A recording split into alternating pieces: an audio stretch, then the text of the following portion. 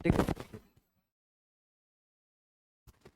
सभी लोग मुझे बढ़िया तरीके से स्वागत में देख रहे हैं। ऑल गुड बच्चे एक बार बताइए।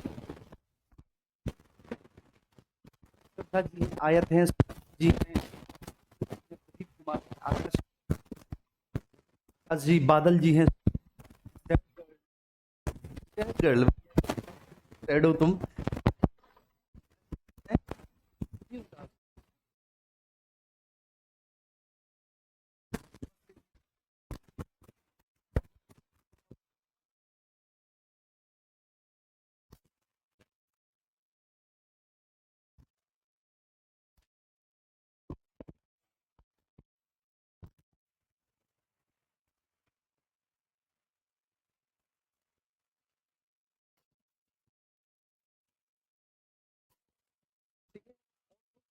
सब बढ़िया, एक बार बताएंगे।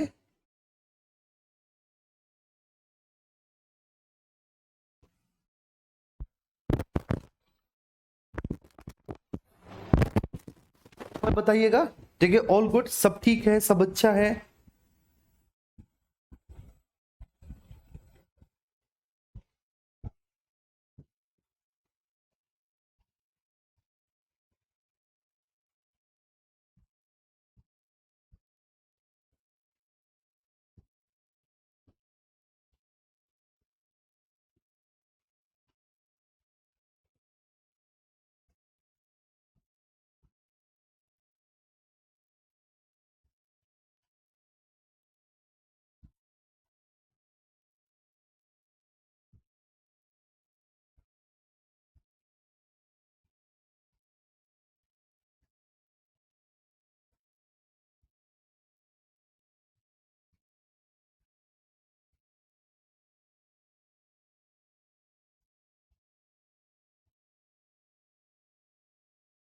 अच्छा,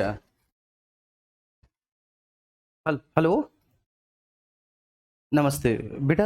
एक बार आप उसमें जाना, सेवा वाले स्टूडियो में, मेरी बात कर लियो स्टूडियो में। पूछ के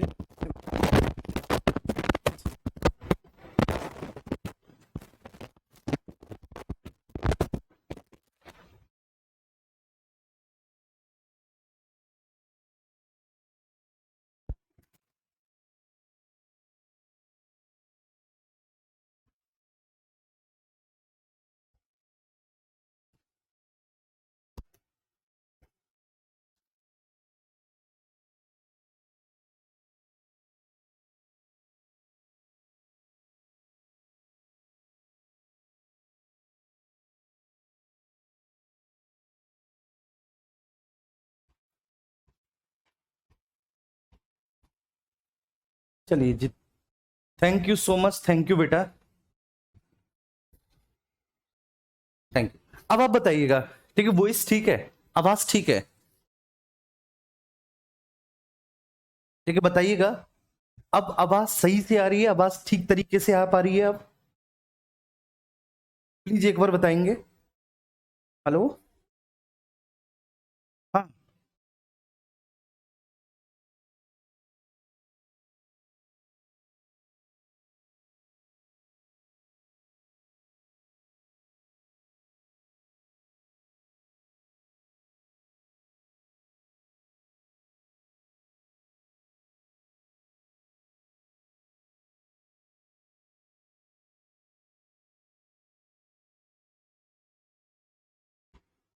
चलिए, ठीक है, मतलब ठीक है, अब ठीक है, आवाज एकदम करेक्ट है, एकदम फिट है। ठीक है, चलिए आइए चलते हैं। हाँ, अब कोई प्रॉब्लम नहीं होगी, आप चिंता ना करो, अब बिल्कुल वॉइस ठीक होगी। ठीक है, थैंक यू। आइए मुन्ना, स्टार्ट करते, कभी कभी हो जाता है ऐसा, है ना। हम लोग बात कर रहे थे किस पर बच्चे? विधेयकों के बारे में हम बात कर रहे थे। वी आर डिस्कस अबाउट विधेयक।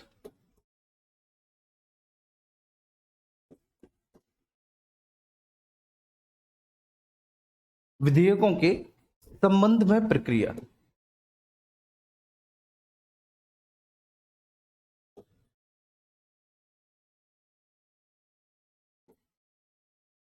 प्रक्रिया, हम इसके बारे में डिस्कस कर रहे थे, है ना भैया जी, विधेयकों के संबंध में प्रक्रिया। और we are going to discuss about, ठीक है, जो विधेयकों के संबंध में प्रक्रिया होती है हम उसके बारे में बात कर रहे थे। ठीक है, अब हम इसे थोड़ा सा आगे कंटिन्यू करते हैं और इसे बहुत अच्छे से समझने की कोशिश करते हैं। हमने बच्चे साधारण विधेयक के संबंध में जो भी प्रावधान थे वो हमने बहुत अच्छे से देख लिए थे। ठीक है, साधारण विधेयक के संबंध में सारे प्रावधान हमने बहुत अच्छे से देख लिए थे, आपको बता दिए थे और आपको बुनना समझा दिए थे, है ना, कि जो आपका साधारण विधेयक होता है, ठीक है, उसके संबंध में क्या क्या विधायी प्रक्रिया है, उसके संबंध में बच्चे कैसे कैसे प्रावधान है, वह सारी चीजें हम बहुत अच्छी तरीके से डिस्कस कर ही चुके थे। मुझे नहीं लगता कि वहां तक आपको, ठीक है, किसी भी तरह का कोई भी दौराय होगा, ठीक है, कोई भी दिक्कत होगी, किसी भी तरह की कोई भी परेशानी होगी, इसको हमने देख लिया था साधारण विधेयक के संबंध में। आगे चलते हैं बच्चे, हमने धन विधेयक के संबंध में जो भी प्रावधान थे वो भी हमने देख लिए थे। धन विधेयक के संबंध में प्रावधानों को भी हम समझ चुके थे। ठीक है, आज हम बात करेंगे बच्चे संविधान संशोधन विधेयक और वित्त विधेयक के संबंध में क्या क्या प्रावधान है। संविधान संशोधन विधेयक और, ठीक है बच्चे, वित्त विधेयक, उसके संबंध में क्या क्या प्रावधान है उनको आज हम देखेंगे। ठीक है जी, उनको आज हम डिस्कस करेंगे। ये आज का हमारा टॉपिक है। आज हम इन सारी चीजों के, आज हम इन सारे पहलुओं के बारे में चर्चा करने जा रहे हैं। इन सब को हम लोग आज पढ़ने जा रहे हैं। तो आप सब लोग तैयार हैं, ठीक है, इनको अच्छे से पढ़ने के लिए, बहुत जबरदस्त तरीके से समझने के लिए? आई थिंक आप सब तैयार होंगे। अब हम स्टार्ट करते हैं बच्चे। ठीक है, सबसे पहले मैं एक बार आपको रिकॉल करा दूं। ठीक है, साधारण विधेयक, साधारण विधेयक आपको पता है बच्चे कि दोनों में से किसी भी सदन में लाया जा सकता है सबसे पहले। ठीक है, एक बार मैं आपका रिवीजन करवा रहा हूं। ठीक है, सब लोग यहां पर बहुत अच्छे से फोकस करेंगे कि हम साधारण विधेयक को लोकसभा या राज्यसभा दोनों में किसी भी सदन में सबसे पहले हम ला सकते हैं साधारण विधेयक। ठीक है, अब ये तो हो गया पहला सदन, किसी भी सदन में हम सबसे पहले ला सकते हैं। आप चाहें तो लोकसभा में ले आइए सबसे पहले, या आप चाहे तो राज्यसभा में सबसे पहले ले आइए इसको। तो साधारण विधेयक को हम किसी भी सदन में ला सकते हैं। अब साधारण विधेयक बच्चे मान के चलो, माना की, जैसे गणित में लगता है ना माना की, ऐसे ही हमें थोड़ा बहुत पॉलिटी में भी लगाना पड़ता है माना की। तो माना कि हम साधारण विधेयक को सबसे पहले लोकसभा में लाए, और लोकसभा में लाने के बाद दूसरे नंबर पर वह साधारण विधेयक कहां पर पहुंचा बच्चे? राज्यसभा में पहुंचा, राज्यसभा में पहुंचा साधारण विधेयक। तो अब आप बताएंगे कि राज्यसभा के पास क्या क्या शक्तियां होंगी। एक बार रिकॉल करो कि राज्यसभा चाहे तो इस पर अपनी स्वीकृति प्रदान कर सकती है, राज्यसभा चाहे तो इस पर अपनी एक्सेप्टेंस दे दे, स्वीकृति दे दे। ठीक है, नंबर फर्स्ट, राज्यसभा चाहे तो बच्चे इसे पुनर्विचार के लिए लौटा दे, पुनर्विचार के लिए लौटा सकती है राज्यसभा, बोल सकती है कि साहब इसमें ये अमुक संशोधन है, आप इन संशोधन को करके लाइए। ठीक है, अच्छा आपको ये भी पता है कि संशोधन सुझा सकती है राज्यसभा, लेकिन ये लोकसभा की इच्छा पर निर्भर करता है कि लोकसभा इन संशोधनों को स्वीकार करे अथवा ना करे।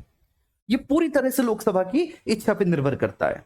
राज्यसभा के पास ये पावर है कि वह संशोधन को सुझा सकती है, मतलब दूसरा सदन ये शक्ति रखता है कि वह संशोधन सुझा सकता है। ये पहले सदन पर ही निर्भर करता है कि जो पहला वाला सदन है जहां पर ये सबसे पहले प्रस्ताव बनकर आया था, तो ये उस सदन के पास शक्तियां होती है कि वो सदन चाहे तो उन संशोधनों पर विचार करे, ठीक है, उनको पूरी तरह से माने या फिर उन संशोधनों को अंशतः माने, या फिर सिरे से खारिज कर दे कि भैया हम किसी भी प्रकार के कोई संशोधन मानते ही नहीं है, हम कोई संशोधन मानते ही नहीं, पुनर्विचार के लिए। और तीसरा क्या है मेरे प्यारे बच्चे, कि इस पर अपनी स्वीकृति रोक दे, इस पर अपनी स्वीकृति रोक दे। ठीक है, आप सभी को पता है। अब स्वीकृति रोक दे तो स्वीकृति रोकने के केस में क्या होगा? पुनर्विचार के बाद आया, ठीक है, अगर वह पुनर्विचार के लिए लौटा दिया तो पुनर्विचार के बाद जब वह द्वितीय यात्रा में आता है, जब वह द्वितीय यात्रा में आता है तो हम सबको पता है कि द्वितीय यात्रा में बच्चे, ठीक है, उस पर अपनी स्वीकृति देनी ही पड़ेगी दूसरे वाले सदन को। दूसरा वाला सदन बाध्य होता है स्वीकृति देने के लिए, है ना जी, क्लियर है ना? दूसरा वाला सदन बाउंडेड होता है, दूसरा वाला सदन बाध्य होता है कि उस सदन को उस पर अपनी स्वीकृति देनी ही पड़ेगी। अब जैसे आप ये समझिए कि ये विधेयक सबसे पहले बच्चे लोकसभा में आया, साधारण विधेयक लोकसभा में आया, साधारण विधेयक लोकसभा से पारित होने के बाद साधारण विधेयक कहां पर गया बाबू? राज्यसभा में गया। ठीक है, अब राज्यसभा या तो उस पर अपनी स्वीकृति दे दे, जैसे ही राज्यसभा में गया तो राज्यसभा ने इस पर अपनी स्वीकृति दे दी कि ठीक है भाई, ठीक है, हमारी स्वीकृति है, और स्वीकृति किससे देनी पड़ेगी? आप सब लोग समझते हो बच्चे, आप लोग जानते हो स्वीकृति किससे देनी पड़ेगी? साधारण बहुमत से देनी पड़ेगी। आप लोग साधारण बहुमत बहुत अच्छे से पढ़े हो। साधारण बहुमत क्या बोलता है? उपस्थित और मतदान करने वालों का 50% + 1, तो साधारण बहुमत से ठीक है स्वीकृति दे दी। या फिर पुनर्विचार के लिए लौटा सकता है। दूसरा वाला जो सदन है वो बोल सकता है कि साहब हमें इसमें ये खामियां लग रही हैं, हमें इसमें ये कमियां लग रही हैं, आप इन कमियों को ठीक है संशोधित करके आइए। अब वो पहले वाले सदन की इच्छा पर निर्भर करता है कि वह ठीक है उन संशोधनों को स्वीकार करे, उन संशोधनों के आधार पर मेरे प्यारे बच्चे वह उसमें परिवर्तन करे अथवा ना करे। परिवर्तन कर भी रहा है पहला वाला सदन तो पूरी तरह से कर रहा है, ठीक है, मतलब जो भी उसकी मांगे थी, जो भी सिफारिशें थी दूसरे वाले सदन की, उन सभी सिफारिशों को पहले वाले सदन ने या तो स्वीकार कर लिया या फिर उनमें से सभी को स्वीकार नहीं किया, कुछ को स्वीकार कर लिया। या फिर ऐसा भी हो सकता है मेरे प्यारे बच्चे कि किसी भी संशोधन को स्वीकार नहीं किया, जैसा था वैसा दोबारा से भेज दिया। तो द्वितीय यात्रा में ठीक है दूसरा वाला सदन अपनी स्वीकृति देने के लिए बाध्य है। मतलब आप ये मान के चलिए कि दूसरी यात्रा में जब वे दूसरे सदन के पास जाएगा तो दूसरा सदन कुछ नहीं कर सकता उस पर, दूसरे सदन को स्वीकृति देनी ही पड़ेगी। और अगर दूसरा सदन स्वीकृति नहीं देता तो मान लिया जाएगा कि दूसरे वाले सदन ने स्वीकृति दे दी है, इसलिए मैंने लिख दिया बाध्य है। दूसरा सदन स्वीकृति रोक सकता है, स्वीकृति रोक सकता है अधिकतम मेरे प्यारे बच्चे कितने महीने के लिए? ठीक है 6 महीने के लिए। 6 महीने के बाद क्या होगा? 6 महीने के बाद आर्टिकल 108 के तहत उस पर संयुक्त अधिवेशन बुलाया जाएगा। संयुक्त अधिवेशन, आप सबको पता है कि संयुक्त अधिवेशन को समन कौन करता है? मैंने लिखा कि संयुक्त अधिवेशन को समन कौन करता है, संयुक्त अधिवेशन को कौन बुलाता है? आप कहेंगे कि संयुक्त अधिवेशन को राष्ट्रपति बुलाते हैं। और उस संयुक्त अधिवेशन की अध्यक्षता कौन करता है मेरे प्यारे बच्चे? जब भी मैं आपसे पूछूं तो आप कहेंगे उस संयुक्त अधिवेशन की अध्यक्षता लोकसभा के स्पीकर करते हैं। संयुक्त अधिवेशन की अध्यक्षता लोकसभा स्पीकर करते हैं, लोकसभा अध्यक्ष करते हैं। ठीक है, मैं एक बार फिर से रिवीजन करवा रहा हूं, डज नॉट मैटर क्लासेस कितनी लगे, लेकिन क्लियर होगा आपको सब कुछ, ये बिल्कुल क्लियर है। अच्छा अब एक बात बताइए, कोई भी विधेयक, ठीक है ध्यान रखना, कोई भी विधेयक बच्चे लोकसभा की इच्छा के विरुद्ध कानून नहीं बन सकता, लेकिन स्पेशली साधारण विधेयक। यहां पर एक और चीज मुझे मेंशन करनी होगी कि साधारण विधेयक, साधारण विधेयक, ठीक है, मैं लिखता हूं कोई भी साधारण विधेयक, ठीक है बच्चे देखो मैंने लिखा कोई भी साधारण विधेयक, कोई भी साधारण विधेयक लोकसभा की इच्छा के विरुद्ध कानून नहीं बन सकता। साधारण विधेयक लोकसभा की इच्छा के विरुद्ध कानून नहीं बन सकता।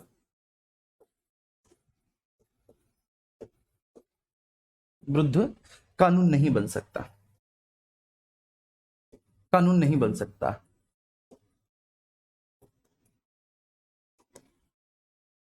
कोई भी साधारण विधेयक लोकसभा की इच्छा के विरुद्ध कानून नहीं बन सकता है। अच्छा बताओ कैसे? ठीक है, हाउ इट इज पॉसिबल, ये कैसे पॉसिबल है कि कोई भी साधारण विधेयक लोकसभा की इच्छा के विरुद्ध कानून नहीं बन सकता?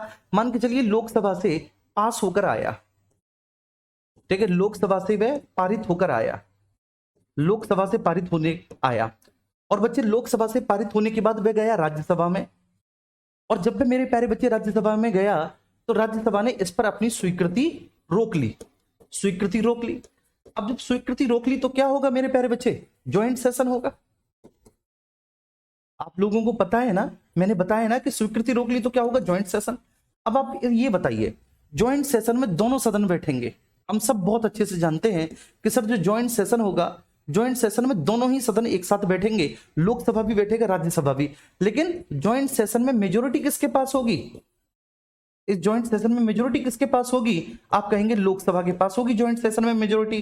तो लोकसभा फिर से यहां पर इसको पारित करा के ले जाएगा क्योंकि लोकसभा के पास मेजोरिटी है, ठीक है। लेकिन अगर मान के चलिए कि राज्यसभा में आया, राज्यसभा के बाद लोकसभा में गया, लोकसभा ने स्वीकृति रोक ली, राज्यसभा पहुंची राष्ट्रपति के पास कि साहब इस पर ज्वाइंट सेशन बुलाइए आप, आर्टिकल 108 के तहत आप बोलिए प्रेसिडेंट से कि वो ज्वाइंट सेशन बुलाएं, और प्रेसिडेंट ने ज्वाइंट सेशन बुलाया भी, दोनों बैठे, लोकसभा प्लस राज्यसभा बैठे, मेजोरिटी लोकसभा के पास है, लोकसभा ज्वाइंट सेशन में भी उसको पारित नहीं होने देगा, ठीक है। कहते हैं ना, जैसे गांव में आपने देखा है कि गांव में जिसके कुनबे में जितने लड़के होते हैं उसका कुनबा दमदार माना जाता है, ठीक है। तो ऐसे गांव में बोला जाता है, अगर आप, ठीक है, आप सब लोग गांव के होंगे तो गांव में कहावत होती है कि साहब किसके खानदान में, किसके कुनबे में कितनी लाठी हैं, लाठी का मतलब होता है लड़कों से, कितनी लाठी हैं, और जिसके कुनबे में, जिसके खानदान में जितनी लाठी हैं भैया उसकी गांव में दमंगई चलती है। तो आप ये मान के चलिए कि लोकसभा के पास तो है 543 लाठी और राज्यसभा के पास केवल कितनी है 245 लाठी। तो हमेशा लोकसभा की ही चलेगी संयुक्त अधिवेशन में। लोकसभा की इच्छा के विरुद्ध कोई भी विधेयक कानून नहीं बन सकता। क्लियर है? ये मैंने आपको बहुत अच्छे से ठीक है करवा दिया क्लियर। थोड़ा सा टाइम जरूर लगा। धन विधेयक, धन विधेयक बड़े सिंपल है मेरे प्यारे बच्चे।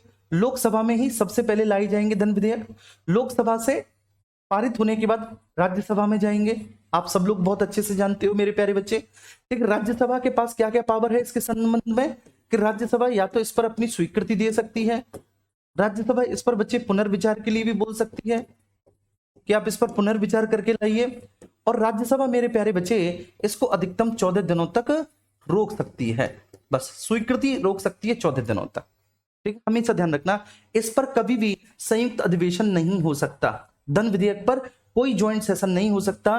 धन विधेयक को स्वीकृत करना राज्यसभा की मजबूरी है। राज्यसभा धन विधेयक को स्वीकृत करने के लिए बाउंडेड है, वे केवल 14 दिनों तक इस पर मैक्सिमम ठीक है डिले कर सकती है और कुछ नहीं कर सकती, केवल रोक सकती है।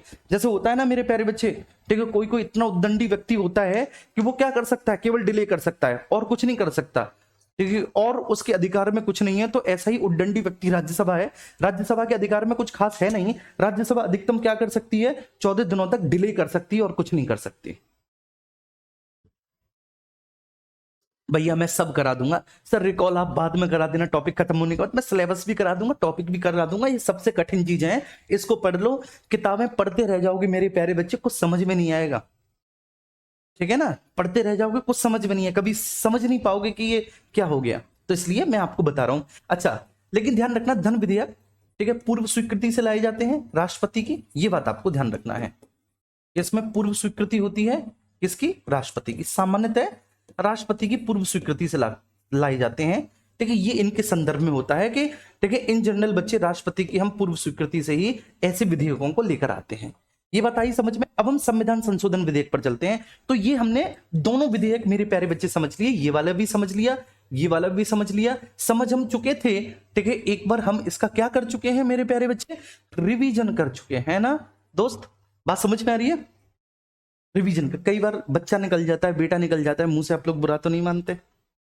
ऐसा लग जाता हो आपको कि यार ठीक है ना, निकल जाता है मेरे प्यारे साथी। ठीक है, तुम लोग मेरे छोटे भाई बहन हो। बस ये है कि बच्चा कहने से थोड़ा सा और ज्यादा अपनापन लगता है, ऐसा लगता है कि सामने बैठा के तुम्हें पढ़ा रहा हूं, सहेज के। ठीक है, सहेज के पढ़ाना, जैसे ठीक है माँ सहेज सहेज के अपने बच्चे को पालती है। ठीक है, मैं वो वाली फीलिंग के साथ पढ़ाता हूं हमेशा, कि बिल्कुल एक भी चीज ऐसी ना हो जो तुमसे बचे, ठीक है, जो तुम्हें ना आए, जो तुमसे स्किप हो जाए। कोई जल्दबाजी नहीं। अब हम संविधान संशोधन विधेयक पर चलेंगे। अच्छा, राष्ट्रपति के पास क्या क्या अधिकार है, ठीक है, वो हम ठीक है आगे डिस्कस कर लेंगे। चलिए अब हम चलेंगे किस पर भैया जी, संविधान संशोधन विधेयक पर। आइए यहां से शुरुआत करते हैं। विधेयक का प्रकार है, विधेयक है संविधान संशोधन विधेयक, बहुत अच्छे से सब लोग समझेंगे। संविधान संशोधन विधेयक कौन सा विधेयक है बच्चे, संविधान संशोधन विधेयक, कॉन्स्टिट्यूशनल अमेंडमेंट बिल है संविधान संशोधन विधेयक। दोनों ही सदनों में सबसे पहले लाया जा सकता है। आप चाहें तो किसी भी सदन में सबसे पहले ला सकते हैं। देखो जब भी मैं ऐसे लिखता हूं ना, ठीक है, ऑब्लिक करके, तो आप समझ जाना कि वह दोनों में से किसी भी सदन में सबसे पहले लाया जा सकता है। संविधान संशोधन विधेयक जो है, संविधान संशोधन विधेयक को आप चाहें तो लोकसभा में सबसे पहले ला सकते हैं। संविधान संशोधन विधेयक को आप चाहें तो मेरे प्यारे बच्चे राज्यसभा में ला सकते हैं। ये आपकी इच्छा पर निर्भर करता है कि संविधान संशोधन विधेयक को आप दोनों में से किसी भी सदन में सबसे पहले ला सकते हैं। ठीक है, ये बात ध्यान रखना। तो अब दोनों में से किसी भी सदन में सबसे पहले ला सकते हैं। संविधान संशोधन विधेयक किसी भी सदन में लाया जा सकता है। तो मैं लिख देता हूं कि सर्वप्रथम सबसे पहले किसी भी सदन में लाया जा सकता है। सर्वप्रथम किसी भी सदन में सबसे पहले लाया जा सकता है। किसी भी सदन में सबसे पहले लाया जा सकता है।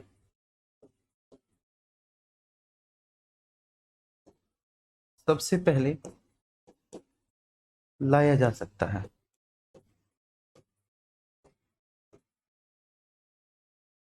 सबसे पहले लाया जा सकता है। ठीक है, क्लियर है, ये बात समझ में आ गई। अब एक सदन से पारित होने के बाद दूसरे सदन में पहुंचेगा, लेकिन अब सवाल ये उठता है कि सर ये किस प्रकार के बहुमत के साथ पारित होगा। ठीक है सर, वो कौन से प्रकार का बहुमत होगा? तो ये हमेशा प्रथम प्रकार के विशेष बहुमत से पारित होता है। संविधान संशोधन विधेयक हमेशा प्रथम प्रकार के विशेष बहुमत से पारित होता है। ठीक है, तो भैया जी कौन से बहुमत से? ये प्रथम प्रकार के विशेष बहुमत से पारित होगा। प्रथम प्रकार के विशेष बहुमत से पारित होगा, विशेष बहुमत से पारित होगा। और प्रथम प्रकार का विशेष बहुमत क्या बोलता है? मैंने पहले इसलिए बताए थे ये बहुमत। प्रथम प्रकार का विशेष बहुमत क्या बोलता है मेरे भाई बच्चा? तो वो बोलता है उपस्थित और मतदान करने वालों का 2/3। क्या बोलता है वह? उपस्थित और मतदान करने वालों का 2/3, मतदान करने वालों का 2/3 वालों का 2/3, उपस्थित और मतदान करने वालों का 2/3, ये बोलता है। उपस्थित और मतदान करने वालों का 2/3। ये बात समझ में आ रही है? ये बात क्लियर हुई बच्चे? प्रथम प्रकार के विशेष बहुमत से। तो एक सदन से पारित हो गया, एक सदन से पारित होने के बाद फिर ये दूसरे वाले सदन में पहुंचा, एक सदन से पारित होने के बाद ये दूसरे वाले सदन में पहुंचा, राज्यसभा। ठीक है, कोई भी हो सकता है दूसरा सदन, यहां पर राज्यसभा भी हो सकता है, लोकसभा भी हो सकता है। बच्चे समझ में आ रही बात? दूसरा सदन क्या कर सकता है? स्वीकृति दे सकता है। ठीक है, दूसरा सदन मेरे प्यारे बच्चे क्या बोल सकता है? स्वीकृति के लिए बोल सकता है। दूसरा वाला सदन पुनर्विचार के लिए लौटा सकता है। जी हाँ, पुनर्विचार के लिए लौटा सकता है। दूसरा वाला सदन स्वीकृति रोक नहीं सकता, स्वीकृति रोक नहीं सकता, स्वीकृति रोक नहीं सकता दूसरा वाला सदन। क्यों नहीं स्वीकृति रोक सकता मेरे प्यारे बच्चे? दूसरा वाला सदन क्यों नहीं स्वीकृति रोक सकता? क्योंकि बच्चे ठीक है, संविधान संशोधन विधेयक पर संयुक्त बैठक नहीं बुलाई जा सकती, संयुक्त बैठक नहीं बुलाई जा सकती, नहीं बुलाई जा सकती। संविधान संशोधन विधेयक पर बच्चे संयुक्त बैठक नहीं बुलाई जा सकती। मतलब अगर दूसरे वाले सदन ने इस पर रोक दी अपनी स्वीकृति, मान के चलो बच्चे कि दूसरे वाला सदन इस पर अपनी स्वीकृति रोक दे, भाई दूसरा सदन सहमत नहीं है, मैं मान के चलता हूं कि दूसरे वाला सदन स्वीकृति रोक दे। आप कहेंगे सर ऐसा भी तो हो सकता है कि दूसरा वाला सदन सहमति नहीं है कि संविधान में इस तरह का कोई भी संशोधन हो। कोई भी हो सकता है। वो दूसरा वाला सदन राज्यसभा में सबसे पहले आया है तो वह दूसरा सदन लोकसभा हो सकता है, लोकसभा में सबसे पहले आया है तो वह दूसरा सदन राज्यसभा हो सकता है। दूसरे सदन ने कह दिया भैया हम नहीं इस पर अपनी स्वीकृति दे रहे, हम नहीं इस पर अपनी स्वीकृति देते, ठीक है, हम नहीं अलाउ करते, ऐसा बोल दिया। तो बच्चे ये जो विधेयक है ये विधेयक गिर जाएगा। ठीक है, इसको कहते हैं विधेयक का फॉल आउट होना। विधेयक गिर जाता है, विधेयक गिर जाता है, इस पर ज्वाइंट सेशन नहीं होता, विधेयक गिर जाता है, विधेयक गिर जाता है। ठीक है, अच्छा एक बात बताइए आप सब लोग, आपसे ही पढ़ा है, चलिए हाँ वित्त विधेयक भी समझाएंगे, कोई दिक्कत नहीं है। अच्छा आप में से कितने लोग ऐसे हैं जो यूपी पुलिस में सेलेक्टेड हैं और सम्मान समारोह में आने वाले हैं? हमारा सम्मान समारोह कब है भाई? आज कितनी तारीख हो गई? आज हो गई आपकी 20 तारीख। और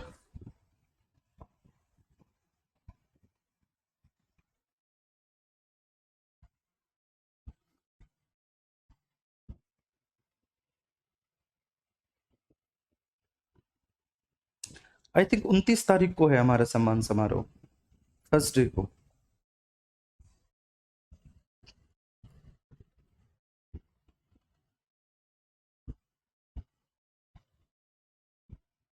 नहीं मुन्ना, आज मैं क्लास लंबी लूंगा, आज मैं 11 बजे ऑफ नहीं करूंगा, जिसको जाना है वो चले जाए।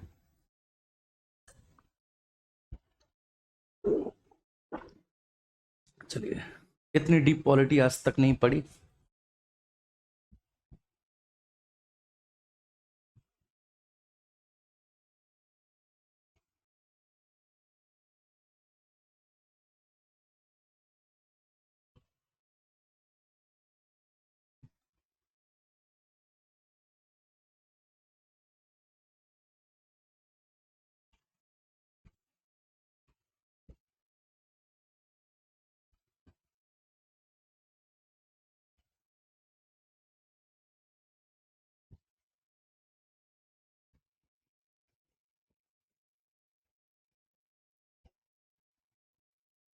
अच्छा 25 तारीख को है।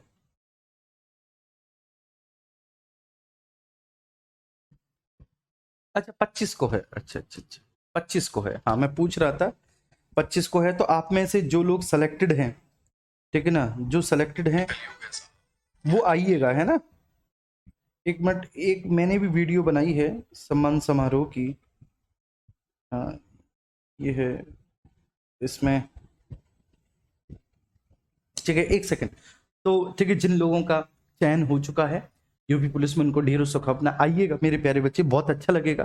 ठीक है, आप लोगों से मिलेंगे, आप लोगों से बातचीत होगी, आप लोगों से डिस्कस करेंगे। मैं वही देख रहा था, मैंने इंस्टा पे एक वीडियो डाली है, उसमें लास्ट में है डेट। ठीक है, मैं डेट बहुत भूलता हूँ, आप लोग में से भी कई लोग कहते हैं कि सर मैं डेट, मुझे हिस्ट्री में याद नहीं होती। तो ये डेट भूलने की बीमारी एक मेरे पास भी है, लेकिन मैंने इसका तोड़ निकाला है। और वो तोड़ क्या है वो मैं कभी आपको बताऊंगा। जी जी जी, ठीक है, बस एक सेकंड का आप मुझे समय देंगे। इसमें लास्ट में आएगा वो, जो है ना, जो डली हुई है रील, उसमें लास्ट में आ जाएगा, वो एक थंबनेल लग जाएगा।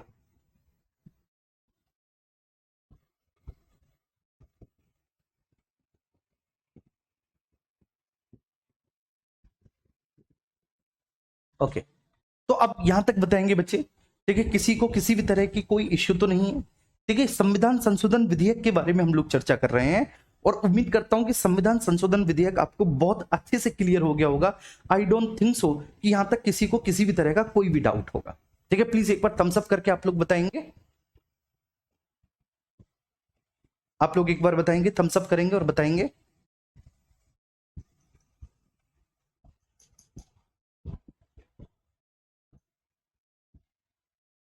हाँ 25 मई को है, बिल्कुल आप सही कह रहे हैं बेटा, 25 मई को है। चलो देख लिया मैंने। संविधान संशोधन विधेयक एक बार और मैं आपका रिवीजन कर देता हूं। ठीक है, सर्वप्रथम किसी भी सदन में आप सबसे पहले ला सकते हैं। ठीक है, दूसरा वाला जो सदन होगा, जो दूसरा सदन होगा, वह या तो स्वीकृति दे सकता है, पुनर्विचार के लिए लौटा सकता है, स्वीकृति रोक नहीं सकता दूसरा वाला सदन। ठीक है, स्वीकृति रोक नहीं सकता। आप कहेंगे क्यों साहब, क्यों नहीं रोक सकता? क्योंकि बच्चे इस पर संयुक्त बैठक नहीं बुलाई जा सकती। अगर दूसरे वाले सदन ने स्वीकृति रोक दी, दूसरा वाला सदन अगर बेटा स्वीकृति रोक देगा, ठीक है, तो विधेयक गिर जाएगा, विधेयक फॉल आउट हो जाएगा, गिर जाएगा, फिर से लाना पड़ेगा। ठीक है, इस पर कोई संयुक्त बैठक नहीं हो सकती। अब हम बात करेंगे कि भैया जी राष्ट्रपति के पास इसके संबंध में क्या क्या अधिकार हैं। राष्ट्रपति के पास संविधान संशोधन विधेयक के संबंध में क्या क्या राइट हैं।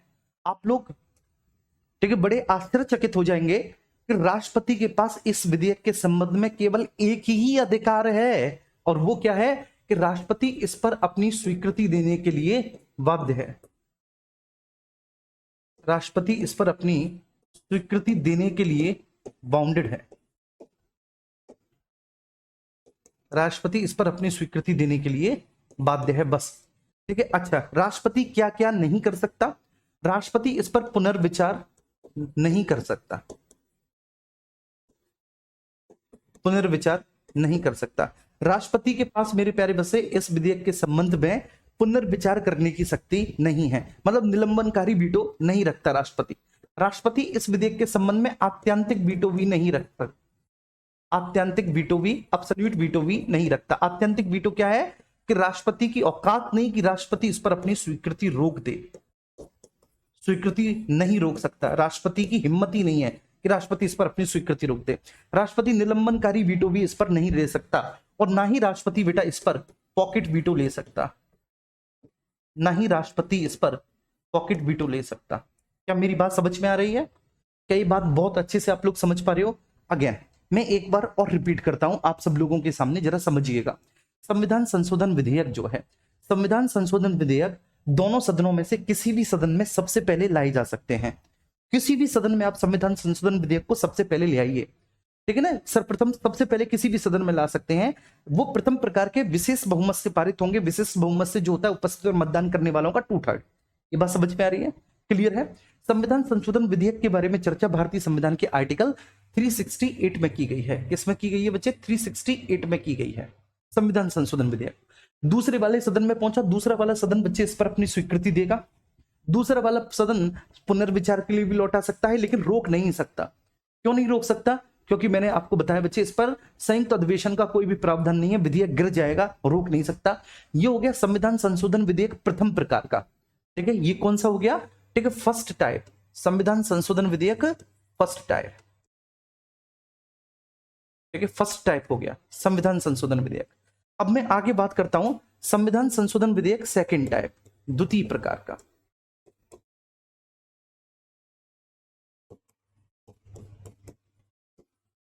संविधान संशोधन विधेयक द्वितीय प्रकार का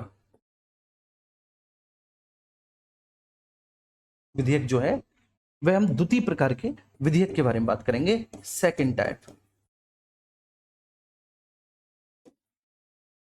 द्वितीय प्रकार का संविधान संशोधन विधेयक। ठीक है, constitutional amendment bill, constitutional amendment bill of second type संविधान संशोधन विधेयक बच्चे द्वितीय प्रकार का, हम इसके बारे में चर्चा करने जा रहे हैं। Are you ready to get it बच्चे? संविधान संशोधन विधेयक द्वितीय प्रकार का क्या होता है?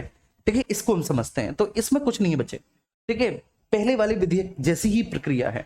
ठीक है, पहले वाले विधेयक जैसी प्रक्रिया है। कहां तक है पहले वाले, मतलब जो पहला वाला संविधान संशोधन था ना, पहले वाले संविधान संशोधन विधेयक जैसी प्रक्रिया है कि आप दोनों में से किसी भी सदन में सबसे पहले ला सकते हैं। ठीक है, आप दोनों में से किसी भी सदन में सबसे पहले इसको ला सकते हैं। सबसे पहली बात बच्चे ये, ठीक है, दोनों में से किसी भी सदन में सबसे पहले लाया जाएगा और ये प्रथम प्रकार के विशेष बहुमत से ही लाया जाएगा। First type of special majority, प्रथम प्रकार के विशेष बहुमत से ही लाया जाएगा।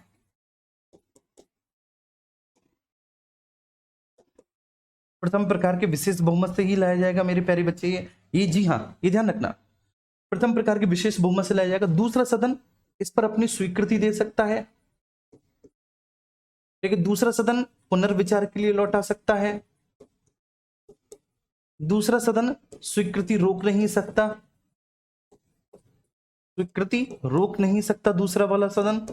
अब हम पहुंचते हैं बच्चे राष्ट्रपति के पास। अब हम पहुंचते हैं राष्ट्रपति के पास। तो राष्ट्रपति भी अपनी स्वीकृति देने के लिए बाध्य है। राष्ट्रपति भी बाउंडेड है बच्चे, किसके लिए? अपनी एक्सेप्टेंस देने के लिए, अपने, ठीक है ना, स्वीकृति देने के लिए राष्ट्रपति भी बाउंडेड है। जैसे ही मेरे प्यारे बच्चे अब इसको कहेंगे कि संसद से पारित हो गया, संसद से पारित होने के बाद ये जाएगा आधे राज्यों के विधानमंडलों के पास। मतलब जितने भी राज्य हैं, तो ये बेटा जो आधे राज्यों की विधानसभा है या आधे राज्यों का जो विधानमंडल है, आधे राज्यों के विधानमंडल की भी इस पर स्वीकृति होनी चाहिए। ऐसे विधेयक होते हैं, आधे राज्यों के विधानमंडल की भी स्वीकृति इस पर होनी चाहिए। ध्यान रखना, ठीक है जी, आधे राज्यों के विधानमंडल की भी स्वीकृति इस पर होनी चाहिए। आधे राज्यों का विधानमंडल की स्वीकृति मिलनी चाहिए, मतलब जिन राज्यों में विधानसभा है वहां पर विधानसभा, और जिनमें विधानसभा और विधान परिषद है दोनों ही सदनों की बच्ची आधे राज्यों की स्वीकृति। अब वह जो आधे राज्यों की स्वीकृति उस पर मिलेगी, आधे राज्यों की स्वीकृति मिलेगी बच्चे साधारण बहुमत से। किससे? आधे राज्यों की स्वीकृति मिलेगी साधारण बहुमत से, उपस्थित और मतदान करने वाले सदस्यों के 50% प्लस 1 से, आधे राज्यों की साधारण बहुमति। अब ये ऐसे विधेयक कौन कौन से होते हैं? तो सबसे पहले ठीक हम ये समझ लेते हैं बच्चे, ऐसे विधेयक जो प्रथम प्रकार के विशेष बहुमत से केवल संसद के द्वारा पारित होते हैं। तो ये विधेयक कौन कौन से हैं, इसका मैं एग्जांपल लिख लेता हूं। इसका एग्जांपल समझ लीजिए कि इसके एग्जांपल में होगा मेरे प्यारे बच्चे आर्टिकल 249 से संबंधित, आर्टिकल 249, आर्टिकल 312 से संबंधित प्रावधान। दूसरा मैं एग्जांपल लिख देता हूं बेटा फंडामेंटल राइट से संबंधित प्रावधान, डीपीएसपी से संबंधित प्रावधान। बस इतना आपको ध्यान रखना है, इसकी डिटेल लिस्ट में आपको आगे दूंगा।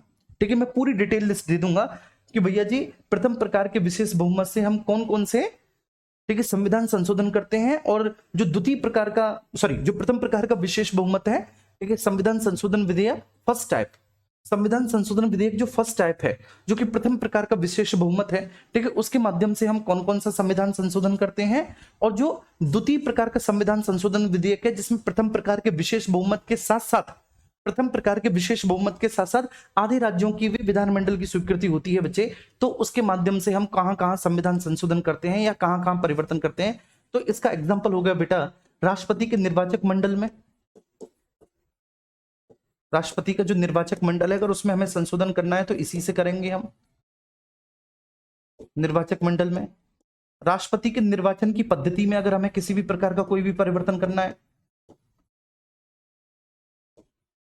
पद्धति में, ठीक है, सुप्रीम कोर्ट से संबंधित विषयों में, सुप्रीम कोर्ट से संबंधित विषयों में अगर हमें किसी भी प्रकार का बच्चे कोई भी संशोधन करना है, कोई भी परिवर्तन करना है, तो उसमें आधे राज्यों के विधानमंडल की स्वीकृति की आवश्यकता होगी। बात आ रही है समझ में? बोलो, बताइए सभी को समझ में मेरे प्यारे बच्चे? बेटा इस वजह से कांस्टेबल तो छोड़ो, इस वजह से यूपीएससी भी हो जाएगा, ठीक है। इतना डिटेल मैंने पीसीएस में भी नहीं पढ़ाया। पीसीएस वाला अगर कोई बच्चा हो जो हमारी प्रतिज्ञा बैच का है वो बता देना, क्योंकि तुम्हारी यूपीएसआई में पीसीएस से भी ज्यादा डिटेल पॉलिटी पूछ ली जाती है, ठीक है। नाम ही उसका पीसीएस है, लेकिन पॉलिटी के विषय में आपके यूपीएसआई जो है ना वो ज्यादा डिटेल और डेप्थ पूछ लेता है आपसे।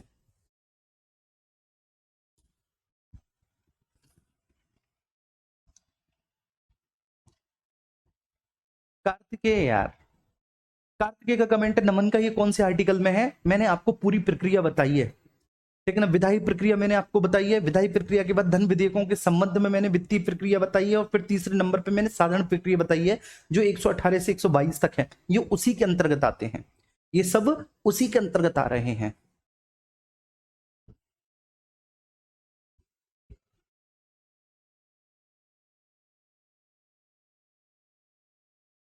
ठीक है।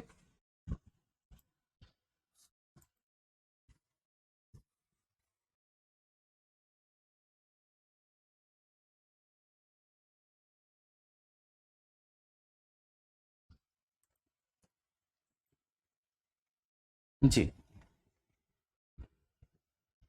तो चेंज कहाँ है? चेंज कहाँ है? जी ये कह रहे हैं बेटा चेंज यहां पर है ना कि आधे राज्यों के विधानमंडल की भी स्वीकृति चाहिए साधारण बहुमत से, यहां चेंज है। मैंने बोला था ना कि वहां तक संसद तक कोई चेंज नहीं है। जो संविधान संशोधन विधेयक प्रथम प्रकार का जो है, देखो संविधान संशोधन विधेयक प्रथम प्रकार का आपको समझना है। संविधान संशोधन विधेयक प्रथम प्रकार का क्या होता है? संविधान संशोधन विधेयक प्रथम प्रकार का ये कहता है कि भैया जी ऐसा प्रस्ताव आप दोनों में से किसी भी सदन में सबसे पहले ला सकते हैं। आप इससे संबंधित प्रस्ताव को लोकसभा राज्यसभा दोनों में से किसी भी सदन में ले आइए। आप जिस भी सदन में लाएं उस सदन में बच्चे उसे प्रथम प्रकार के विशेष बहुमत से पारित होना है। प्रथम प्रकार का विशेष बहुमत क्या होता है? उपस्थित और मतदान करने वालों का 2/3 प्रथम प्रकार के विशेष बहुमत से पारित होना है। फिर दूसरा सदन भी गया, ठीक है। दूसरे सदन में पहुंचा तो दूसरा सदन इस पर अपनी स्वीकृति दे सकता है, प्रथम प्रकार के विशेष बहुमत से स्वीकृति दे सकता है, या दूसरा सदन पुनर्विचार के लिए लौटा सकता है। पुनर्विचार में क्या होता है आप सब लोग जानते हो कि पुनर्विचार के लिए हमेशा दूसरा वाला सदन जब पुनर्विचार के लिए पहले वाले सदन को बोलता है तो पहला वाला सदन बाध्य नहीं होता पुनर्विचार की सिफारिशों को स्वीकार करने के लिए, बाध्य नहीं होता। वह चाहे तो कर सकता है, चाहे तो नहीं कर सकता, चाहे तो थोड़ा कर सकता है, ठीक है। आप सब बहुत अच्छे से जानते हो। लेकिन ये ध्यान रखना कि दूसरा वाला सदन कभी भी स्वीकृति रोक नहीं सकता, क्योंकि इस पर संयुक्त बैठक नहीं बुलाई जा सकती, तो इसलिए स्वीकृति रोक नहीं सकता। अगर स्वीकृति रोक दी क्या होगा सर? जब स्वीकृति रोक दी तो स्वीकृति रोकने पर विधेयक गिर जाता है, ठीक है। और राष्ट्रपति के पास चले तो राष्ट्रपति इस पर अपनी स्वीकृति देगा। इस विधेयक के संबंध में, संविधान संशोधन विधेयक के संबंध में राष्ट्रपति के हाथ ऐसे बंधे हुए हैं यूं। जैसे विधेयक आया तो राष्ट्रपति केवल सिग्नेचर कर देगा, उसके पास आया, दोनों सदनों से आया, राष्ट्रपति केवल सिग्नेचर कर देगा। राष्ट्रपति, मेरे प्यारे बच्चे ध्यान रखना, केवल स्वीकृति देने के लिए बाध्य है। राष्ट्रपति इवन इस पर पुनर्विचार भी नहीं करवा सकता। राष्ट्रपति ये तक नहीं कर सकता कि आप पुनर्विचार करके लाइए, लेकिन ना तो इस पर आत्यंतिक वीटो लिया जा सकता, ना ही पुनर्विचार, ना ही पॉकेट वीटो। और इससे संबंधित प्रावधान कौन कौन से हैं? आर्टिकल 349 और 312 से संबंधित प्रावधान वह आर्टिकल 368 में जो संविधान संशोधन है उसके माध्यम से लागू होते हैं। और फंडामेंटल राइट और डीपीएसपी में भी अगर आपको किसी भी प्रकार का कोई भी संशोधन करना है, फंडामेंटल राइट और डीपीएसपी में किसी प्रकार का संशोधन करना है तो भी आप उसको, ठीक है, संविधान संशोधन विधेयक के आधार पर ही करेंगे। First type. सेकंड टाइप में क्या है? सेकंड टाइप बच्चे यहां तक बिल्कुल सेम है, यहां तक। बस सेकंड टाइप में एक चीज बढ़ जाती है कि संसद से पारित कराने के बाद फिर आपको आधे राज्यों की भी स्वीकृति लेनी होती है। आधे राज्यों के विधानमंडल की स्वीकृति वो आप साधारण बहुमत से लेंगे। और साधारण बहुमत क्या होता है? मैं अगर यहां पर लिखना चाहूं, साधारण बहुमत क्या होता है? आप लोग समझते हो साधारण बहुमत होता है उपस्थित और मतदान करने वालों का 50% प्लस 1। उपस्थित और मतदान करने वालों का 50% प्लस 1। करने वालों का 50% +1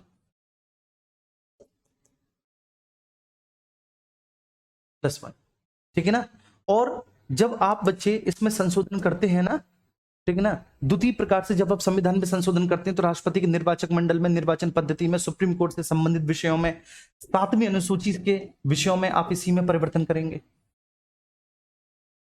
7वीं अनुसूची के विषयों में आप इसी से परिवर्तन करेंगे, द्वितीय प्रकार के संविधान संशोधन विधेयक से।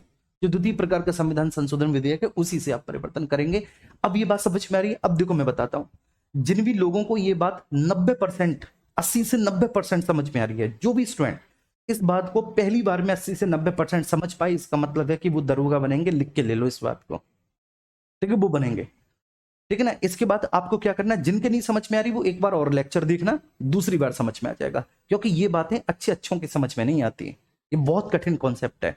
अब आप बताएंगे कितने लोग जिनकी समझ में आ गया, एक बार थम्स अप करके बताएंगे।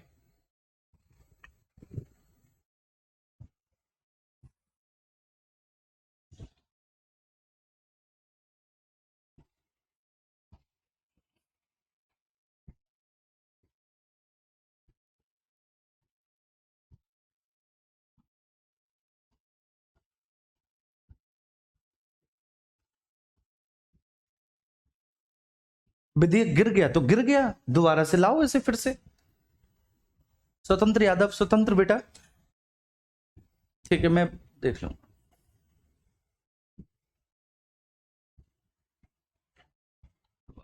क्या बात है, ठीक है। अभी मैं क्वेश्चंस भी कराऊंगा, ठीक है, ध्यान रखना।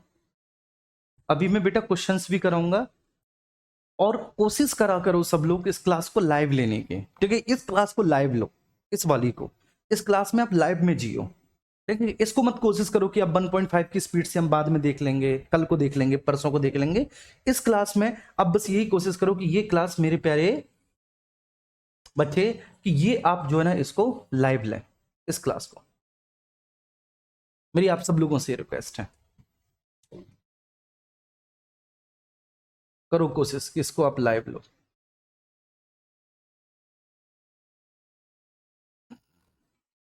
आगे चलते हैं, अब हम लास्ट चलेंगे बच्चे, ठीक है, वित्त विधेयक पर, ठीक है। वित्त विधेयक को हम समझेंगे, ठीक है ना, फाइनेंस बिल को, ठीक है ना जी, फाइनेंस बिल। अरे वाह, थैंक यू भैया, थैंक यू। दिग्विजय समझाए और समझ में ना आए ऐसा कैसे, अंकित जी, चलिए धन्यवाद भाई, आओ। लेकिन सर पर तो लगा लेते यार मेरे भाई। इतना तो मैं डिजर्व करता हूँ, कोई बात नहीं, वो भावनाओं में बह के लिख गया होगा। आइए अब वित्त विधेयक के बारे में बात करते हैं, ठीक है बच्चे। फाइनेंस बिल, वित्त विधेयक,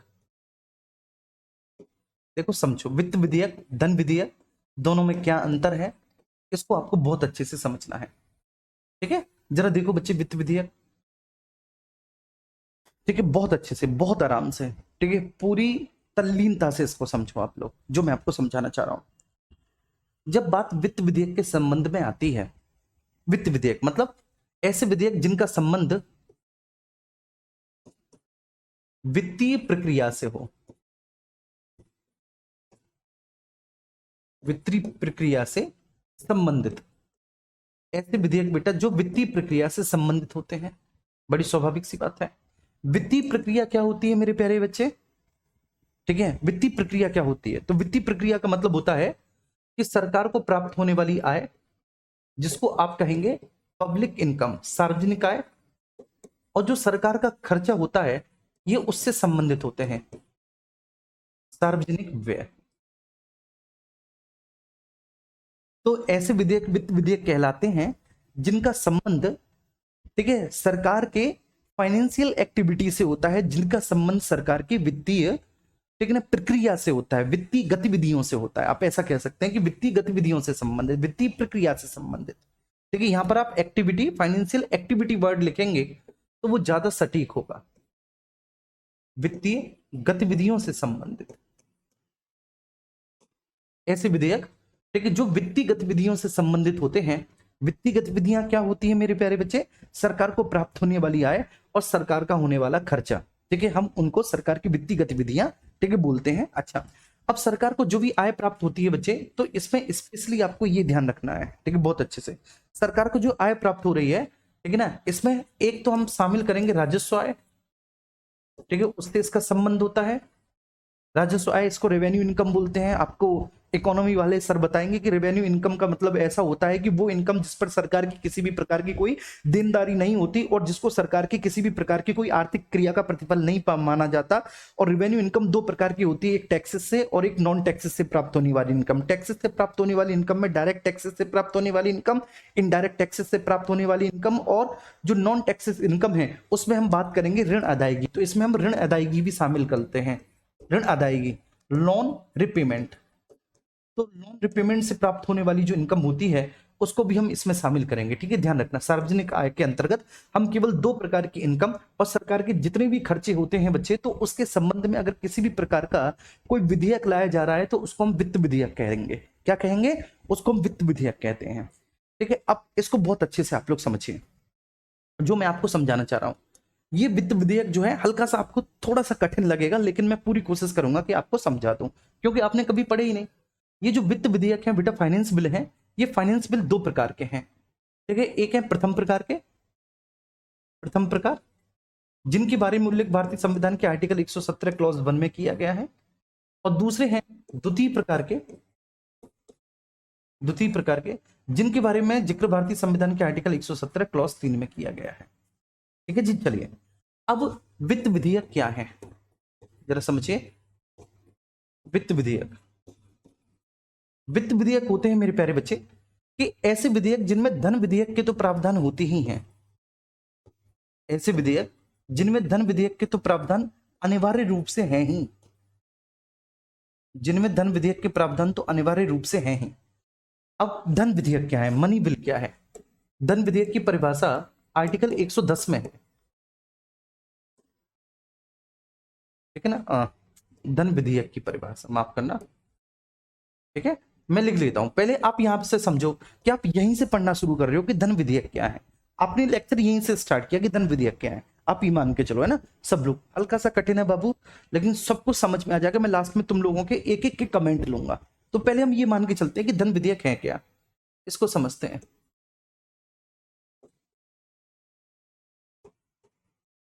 व्हाट इज मनी बिल, धन विधेयक क्या है? ठीक है बच्चे, तो आप कहेंगे कि धन विधेयक ऐसे विधेयक होते हैं,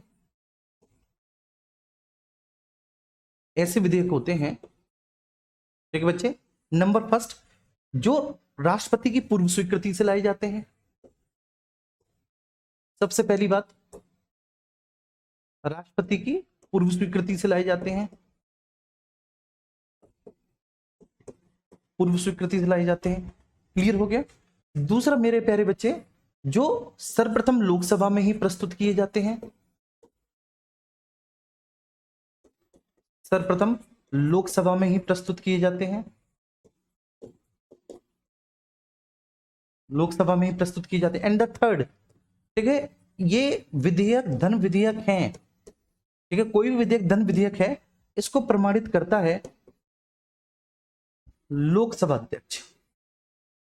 इसको कौन प्रमाणित करता है? लोकसभा का स्पीकर इसको प्रमाणित करता है कि जी हाँ, ठीक है ना, लोकसभा स्पीकर बताएगा। तो ठीक है, सच बिल्स, ऐसे विधेयक जो राष्ट्रपति के प्री एक्सेप्टेंस से, प्री अप्रूवल से लाए जाएंगे, धन विधेयक है। ठीक है, सर्वप्रथम लोकसभा में ही प्रस्तुत किए जाएंगे, और प्रमाणित कौन करता है मेरे प्यारे बच्चे? लोकसभा अध्यक्ष करता है। ये बात समझ में आ रही है? इनको लोकसभा अध्यक्ष प्रमाणित करता है। ऐसे विधेयक को हम धन विधेयक कहते हैं। ठीक है ना। और चौथा, इनकी परिभाषा आर्टिकल 110 में है।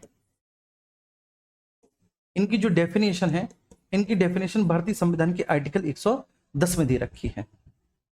आर्टिकल 110 में इनके बारे में ठीक है चर्चा कर रखी है। ये हो गई धन विधेयक, बड़ी सिंपल सी बात है।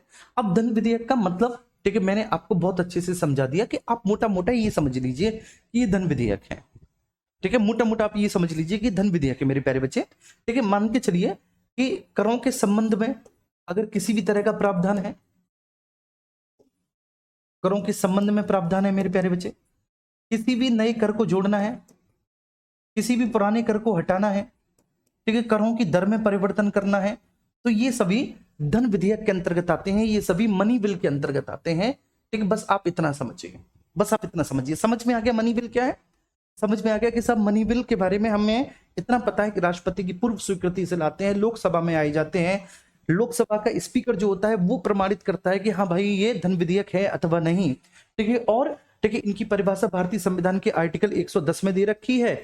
और दूसरी बात हमें पता है इनके बारे में ये कि ये करों के संबंध में प्रावधान करते हैं। ठीक है, किसी भी कर में ठीक है ना, छूट प्रदान करना, किसी भी कर की दर को बढ़ाना, घटाना, नए करों को शामिल करना, पुराने करों को हटाना, ये सब धन विधेयक के अंतर्गत आते हैं। क्लियर हुआ ना? ठीक है ना, क्लियर हुआ ना बराबर? अच्छा ठीक है, अब हम आ जाते हैं वित्त विधेयक। वित्त विधेयक कौन से हैं मुन्ना? जिनमें धन विधेयक के तत्व तो अनिवार्य रूप से पाई जाते हैं। ठीक है, धन विधेयक के तत्व तो अनिवार्य रूप से पाए जाते हैं मेरे प्यारे बच्चे। ठीक है ना, तो मैंने लिखा कि धन विधेयक के तत्व तो अनिवार्य रूप से हैं ही, धन विधेयक के एलिमेंट से तो हैं ही, प्लस इसमें कुछ ठीक है सामान्य विधेयक के गुण भी हैं, प्लस इसमें क्या है, कुछ सामान्य विधेयक के गुण भी हैं, इसमें कुछ सामान्य विधेयक के तत्व भी हैं, कुछ सामान्य विधेयक के प्रॉपर्टी भी हैं। ठीक है, ऐसे विधेयक वित्त विधेयक कहलाते हैं, ऐसे विधेयक वित्त विधेयक कहलाते हैं। ये बात समझ गई? तो इसलिए मैं आगे ही आपको समझाता हूं। जैसे मान के चलिए बच्चे कि धन विधेयक है,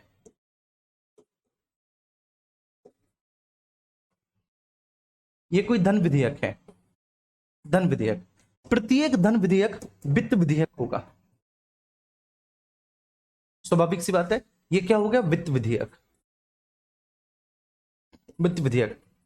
तो आप लिखेंगे कि प्रत्येक धन विधेयक वित्त विधेयक होगा, परंतु प्रत्येक वित्त विधेयक धन विधेयक नहीं होता। क्यों नहीं होता? क्योंकि हर एक धन विधेयक में मेरे प्यारे बच्चे वित्त विधेयक के प्रावधान हैं। Sorry sorry sorry sorry sorry, मतलब उल्टा हो गया। चलो देखो, प्रत्येक धन विधेयक क्या होगा, वित्त विधेयक होगा, हर एक धन विधेयक, क्योंकि वित्त विधेयक में धन विधेयक के प्रावधान तो है ही है, वित्त विधेयक में धन विधेयक तो है ही है। अरे बोलो, वित्त विधेयक में धन विधेयक तो है ही है, लेकिन वित्त विधेयक में धन विधेयक के अलावा कुछ सामान्य विधेयक के भी तत्व हैं, कुछ सामान्य विधेयक के भी प्रोविजंस है, कुछ सामान्य विधेयक के भी प्रावधान है। तो इसलिए मैंने बोला कि हर एक धन विधेयक वित्त विधेयक तो होगा। वित्त विधेयक क्या है? वित्त विधेयक पापा है, ये ध्यान रखना, वित्त विधेयक पापा है, पापा है जिनका एक बेटा है और एक बेटी है। आप ये मान के चलिए, पापा है, एक बेटा है, एक बेटा है, एक बेटी है। तो ये जो बेटा है, स्वाभाविक सी बात है बच्चे, ठीक है, बेटा है, ठीक है, बेटा के अंतर्गत ठीक है अपने बाप के तो सारे गुण होंगे ही होंगे।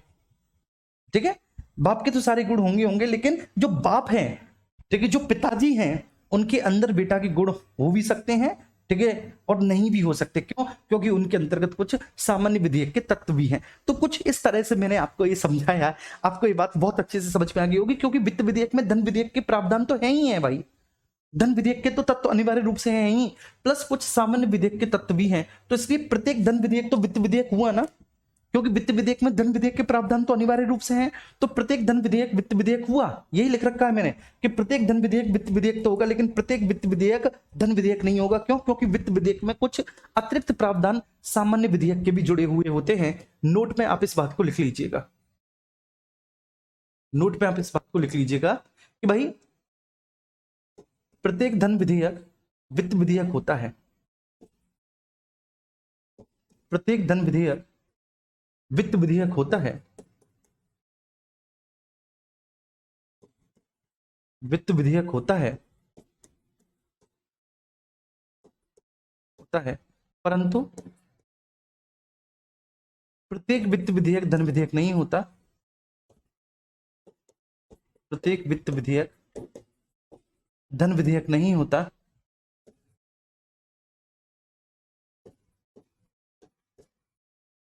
धन विधेयक नहीं होता, क्योंकि उसमें साधारण विधेयक के भी प्रावधान होते हैं, क्योंकि उसमें साधारण विधेयक के भी प्रावधान होते हैं।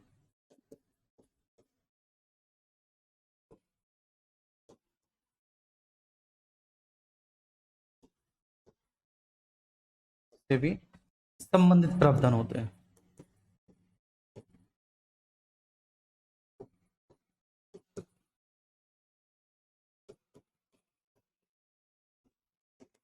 होते हैं, ठीक है मुन्ना, उम्मीद करता हूं कि ये बात सभी को समझ में आ गई होगी।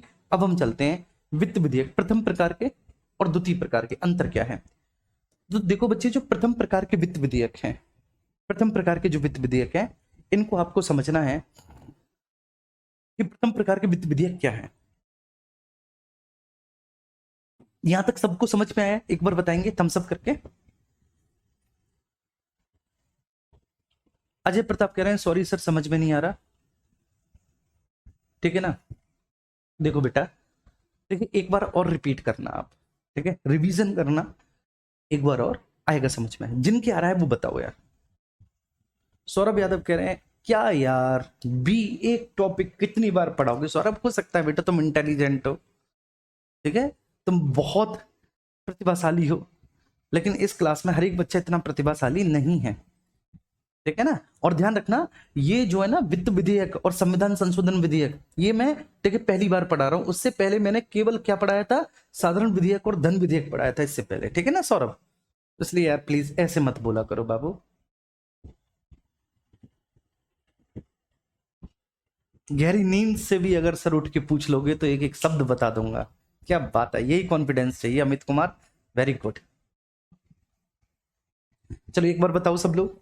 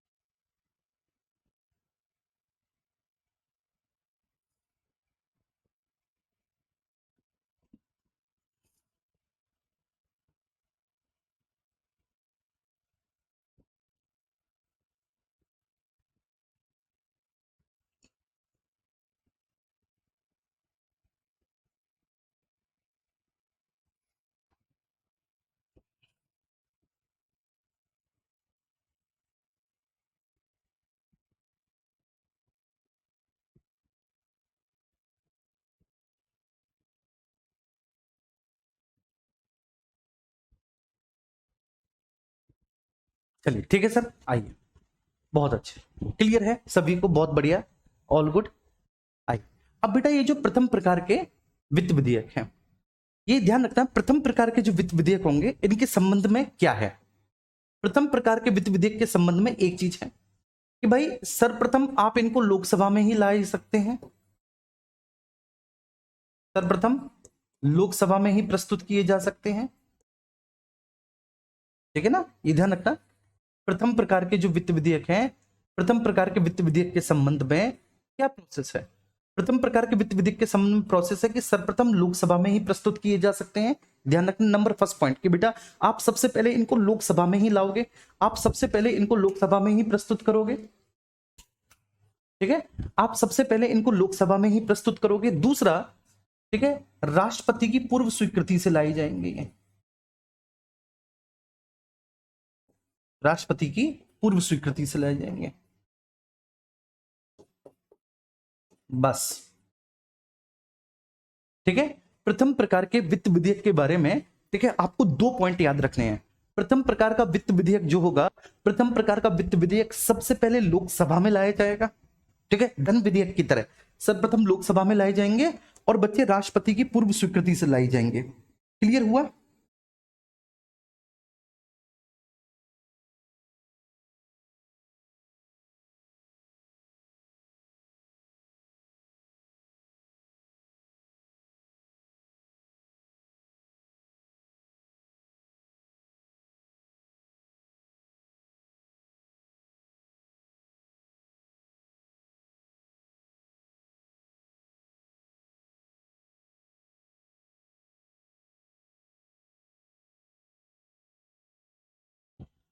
बहुत अच्छे, क्लियर हुआ, एक एक पॉइंट क्लियर हुआ।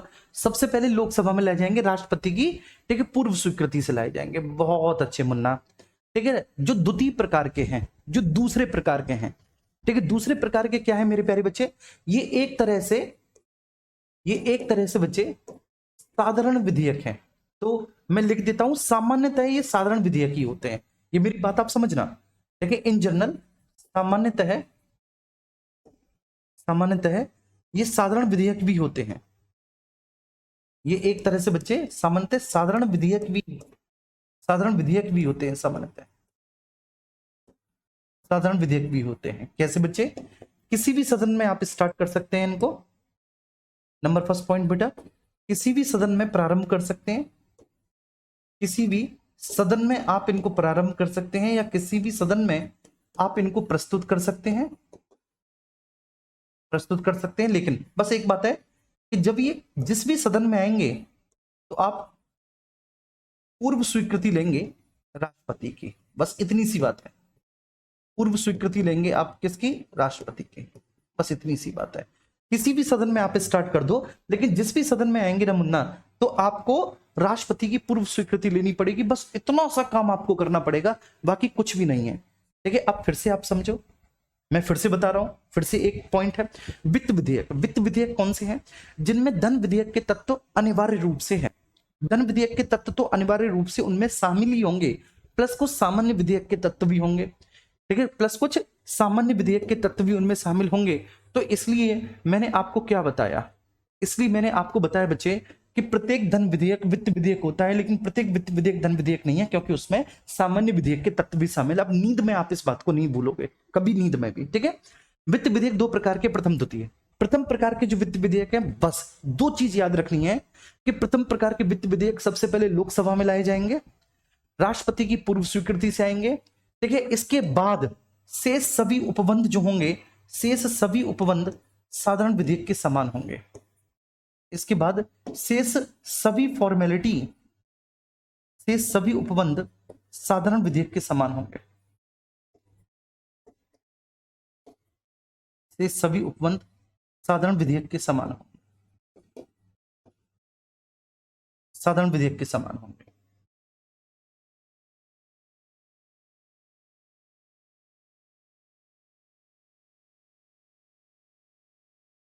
साधारण विधेयक के समान होंगे।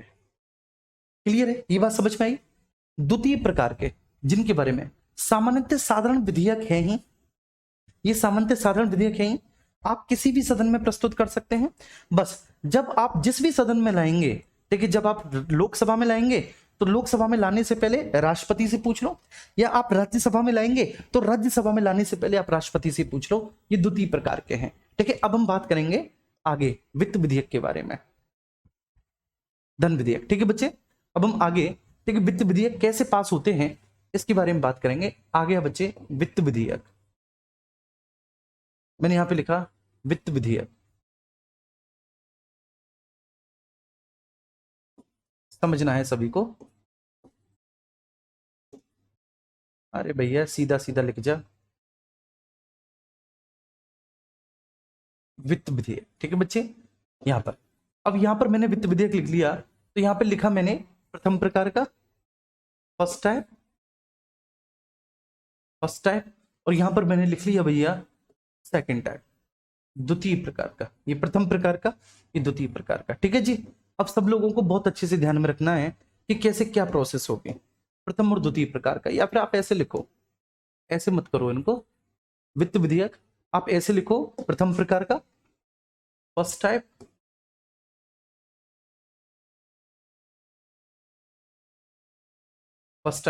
और आप ऐसे लिखो सेकंड टाइप। प्रथम प्रकार का, द्वितीय प्रकार का, विशेष बहुमत, ओ सॉरी वित्त विधेयक प्रथम प्रकार का। देखो प्रथम प्रकार का जो होगा, प्रथम प्रकार का, वह लोकसभा में ही सबसे पहले लाया जाएगा। प्रथम प्रकार का लोकसभा में ही सबसे पहले लाया जाएगा, मैंने बताया था बच्चे। ठीक है, आओ यहां पर। ठीक है, लोकसभा में ही लाया जाएगा और राष्ट्रपति की पूर्व स्वीकृति से लाया जाएगा। तो लोकसभा में लाया जाएगा और राष्ट्रपति की पूर्व स्वीकृति से लाया जाएगा। बस सबसे पहले लोकसभा में और राष्ट्रपति की पूर्व स्वीकृति से। नंबर 1 पर किस में आएगा? लोकसभा में, और राष्ट्रपति की पूर्व स्वीकृति से आएगा भाई, राष्ट्रपति की पूर्व स्वीकृति से आएगा। ये बात होगी, ये बात समझ में आ गई कि सबसे पहले लोकसभा में लाया जाएगा, राष्ट्रपति की पूर्व स्वीकृति से आएगा। अब लोकसभा के बाद राज्यसभा के पास जाएगा। दूसरे नंबर पे राज्यसभा के पास गया। अब मैंने क्या बताया था कि शेष सारे उपबंध साधारण विधेयक की तरह हैं। शेष सारे उपबंध किसकी तरह हैं? साधारण विधेयक की तरह हैं। शेष सारे उपबंध साधारण विधेयक की तरह हैं, मैंने बताया ना। तो इसका मतलब है राज्यसभा में आया तो राज्यसभा इसको बच्चे स्वीकृति दे सकती है, स्वीकृति दे सकती है राज्यसभा। अरे बोलो यार, राज्यसभा दे सकती है ना स्वीकृति? बोलो मेरे प्यारे बाबू, राज्यसभा राज्यसभा पुनर्विचार के लिए भी लौटा सकती है, क्योंकि शेष सभी उपबंध साधारण विधेयक की तरह है। राज्यसभा पुनर्विचार के लिए भी लौटा सकती है। राज्यसभा, ठीक है, ध्यान रखना, इस पर अपनी स्वीकृति रोक भी सकती है, स्वीकृति रोक सकती है। और स्वीकृति अगर राज्यसभा ने रोक दिया तो स्वाभाविक सी बात है संयुक्त अधिवेशन भी हो सकता है, संयुक्त अधिवेशन भी हो सकता है। बताइए, मैंने बोला कि बस दो चीज होंगी प्रथम प्रकार के विधि विधेयक में। सबसे पहले लोकसभा में राष्ट्रपति की पूर्व स्वीकृति, इसके बाद पूरी प्रोसेस जो होगी, इसके बाद पूरी प्रोसेस साधारण विधेयक की तरह होगी। अगर इसके बाद पूरी प्रोसेस साधारण विधेयक की तरह होगी तो राज्यसभा स्वीकृति दे सकती है, राज्यसभा पुनर्विचार के लिए लौटा सकती है, स्वीकृति रोक भी सकती है, स्वीकृति रोक सकती है। तो इस पर संयुक्त विधेयक, संयुक्त अधिवेशन का प्रावधान होगा। बोलो होगा? क्लियर हुआ? एक बार बताएंगे सब लोग।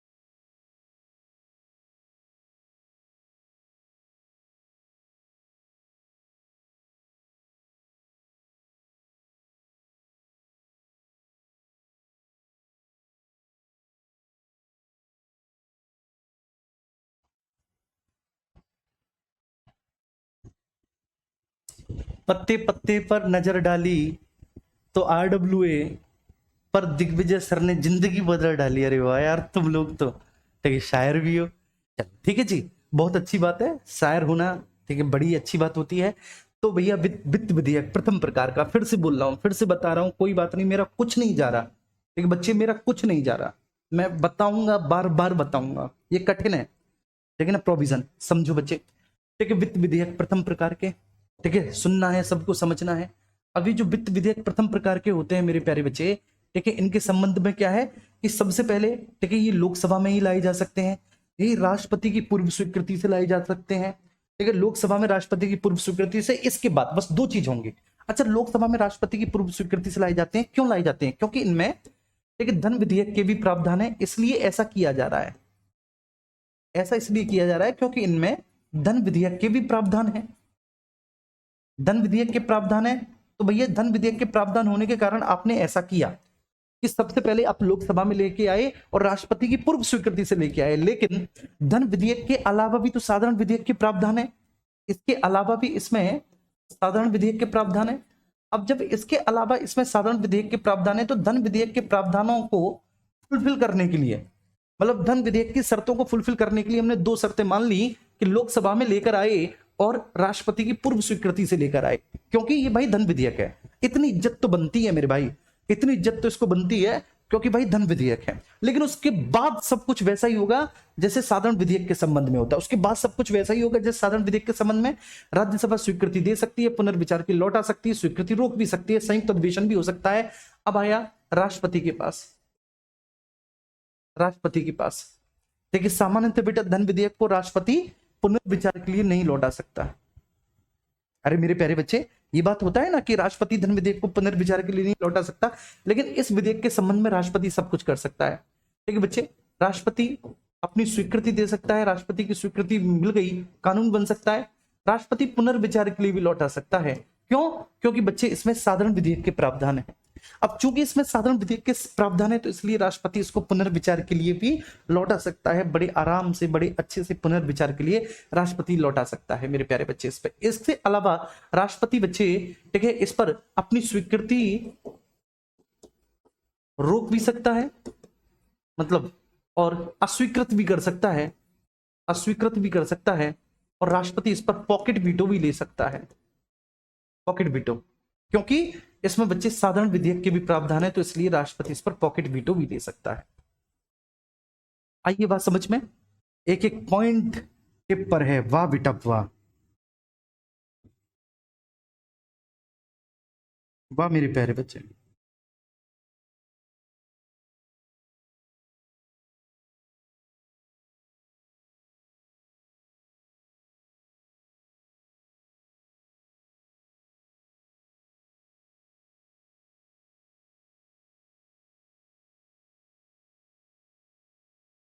बस इतनी सी बात आपको ध्यान रखनी है, ठीक है। प्रथम प्रकार का वित्त विधेयक, देखो प्रथम प्रकार के वित्त विधेयक में मेरे प्यारे बच्चे मैंने क्या बताया, देखो प्रथम प्रकार के वित्त विधेयक में आओ, मैंने क्या बताया प्रथम प्रकार के वित्त विधेयक में मेरे प्यारे बच्चे कि इसमें धन विधेयक के तत्व भी हैं और प्लस सामान्य विधेयक के तत्व भी हैं। धन विधेयक और सामान्य विधेयक दोनों के तत्व हैं प्रथम प्रकार के, ठीक है बच्चे, वित्त विधेयक में।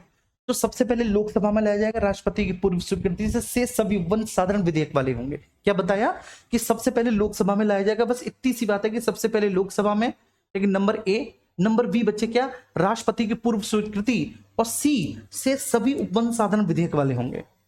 ठीक है, द्वितीय वित्त विधेयक जो है दूसरे प्रकार के, साधारणतः, ठीक है, सामान्यतः साधारण विधेयक ही होता है, साधारण विधेयक होता है, क्योंकि इसमें धन विधेयक से संबंध में कोई प्रावधान नहीं होते।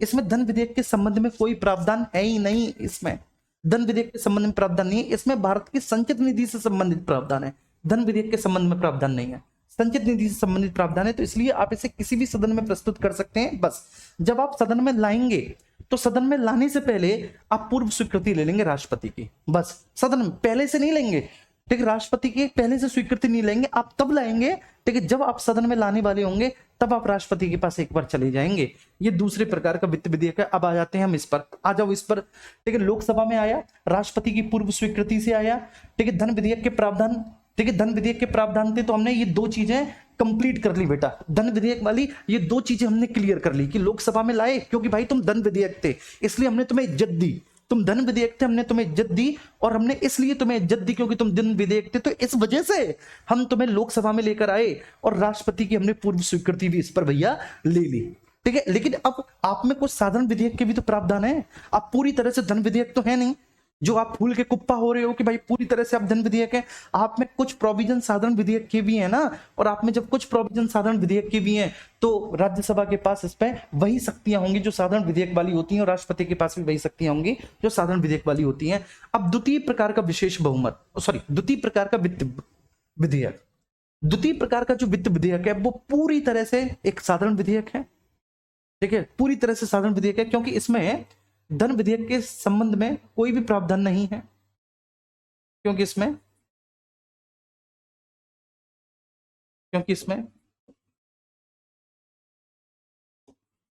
धन विधेयक से संबंधित कोई प्रावधान नहीं है,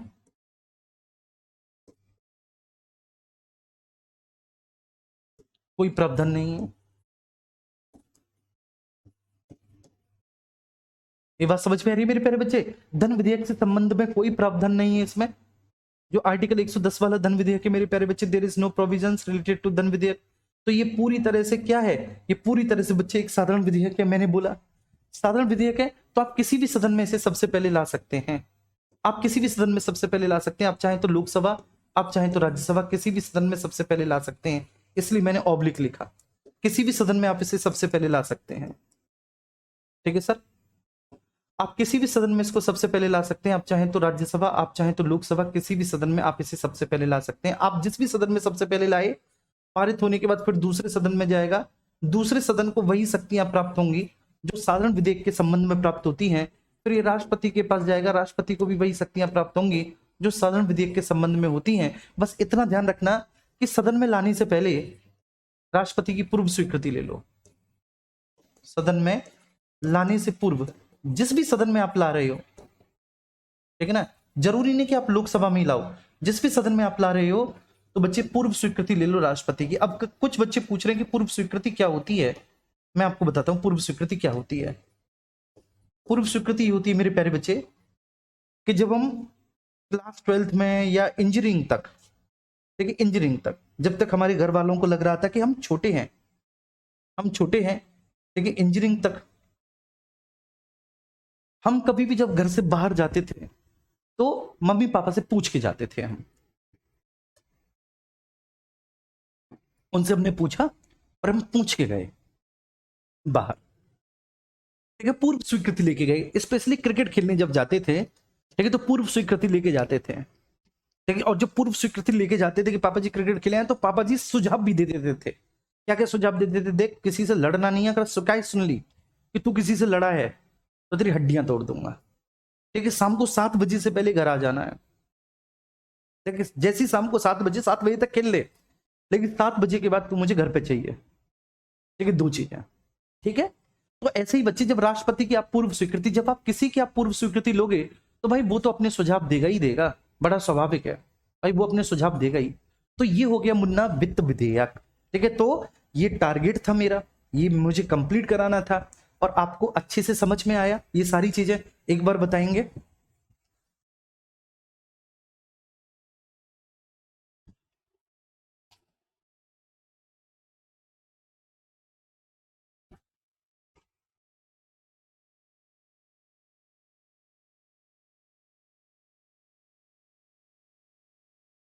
देखिए अनुराधा जी, ये आपकी बहुत बड़ी गलतफहमी है कि माता पिता स्वार्थी होते हैं। वो हमें इसलिए पढ़ा रहे हैं कि कल को जब हमारी जॉब हो जाए तो जॉब हो जाने के बाद हम आर्थिक क्रियाओं में उनकी मदद कर सकें, हम आर्थिक रूप से एक उनको संबल और सक्षम कर सकें। ये शायद आपकी गलतफहमी है। आप में से जितने भी लोग ये तैयारी कर रहे हैं, वो आज सीरियसली शाम को जब आपके, ठीक है, पापा अपने काम से वापस लौटे या मम्मी जब फ्री हों खाना पीना बनाने के बाद, तो उनके पास बैठ के उनसे ईमानदारी से पूछना कि क्या वास्तव में आप मुझे इसलिए पढ़ा रहे हो, स्पेशली जो बेटे हैं, इसलिए पढ़ा रहे हो कि जब आप बूढ़े हो जाओगे, बुजुर्ग हो जाओगे, जब आपकी जॉब छूट जाएगी, आप जॉब करने लायक नहीं रहोगे, ठीक है, आप में इतनी संबलता, इतनी सक्षमता, इतनी ताकत जब आपके शरीर में नहीं बचेगी, तो फिर मैं आपका गुजारा कर सकूं। क्या आप मुझे इसलिए पढ़ा लिखा रहे हो, आप इसलिए चाहते हो कि मेरी नौकरी लगे? हर एक पिता बिल्कुल अस्वीकार कर देंगे इस बात को, और वो आपसे ये चाहते भी नहीं है। ये बात समझ लेना, ठीक है। इस बच्चे ने कमेंट किया तो मैं बता रहा हूं कि वो बस ये चाहते हैं कि उनके जीते जी वो ये देख के चले जाएं कि आप अपने पैरों पे खड़े हो गए, ठीक है, आप खुद सक्षम हो गए, आप इस लायक हो गए कि आप अपना खुद का भार वहन कर सकते हो। वो आपसे कोई उम्मीद नहीं पालते, वो ये नहीं चाहते कि आप उनके लिए अपनी सैलरी में से, ठीक है, कोई कोठी खड़ी कर दो, कोई बहुत बड़ी कार उन्हें दिलवा दो, कोई लग्जरियस जीवन आप उन्हें दिलवाओ, या कोई लग्जरियस जीवन आप उन्हें, ठीक है ना, बितवाओ। नहीं बच्चे, ऐसा बिल्कुल भी नहीं। बस वो ये चाहते हैं कि मैं ये चाहता हूं मेरा बेटा सक्षम हो जाए। वो आपको परेशानी में नहीं देखना चाहते हैं, बस ये है, क्योंकि उन्हें पता है कि आगे चल के इसकी शादी होगी, बच्चे होंगे, और अगर इसके पास एक अच्छी जॉब नहीं होगी, ठीक है, जिसमें अच्छी सैलरी नहीं होगी, तो कैसे खर्चे चलाएगा, किस तरह से अपना जीवन जिएगा। उनको आपका 1 रुपया नहीं चाहिए, विश्वास मान के चलिए, 1 रुपया नहीं चाहिए। और उल्टा वो आपकी मदद और कर देंगे। जब आपकी नौकरी लग जाएगी, जब आप लोग दरोगा बन जाओगे ना, तो कभी अपने पिताजी से आर्थिक मदद मांगना। कभी किसी काम के लिए, कोई काम छोटा मोटा आपको करना हो, तो उनसे कहना, उल्टा वो तुम्हारी मदद कर देंगे। पूछना है ये बात, ठीक है। और मेरी इस वीडियो को, ठीक है, जहां पर मैंने ये बोला है, ठीक है, सब लोग अपने माता पिता के साथ इसको देखना, और फिर उनसे पूछना कि क्या मेरा टीचर सही बोल रहा है या गलत बोल रहा है, और फिर कल क्लास में बताना आप लोग इसे।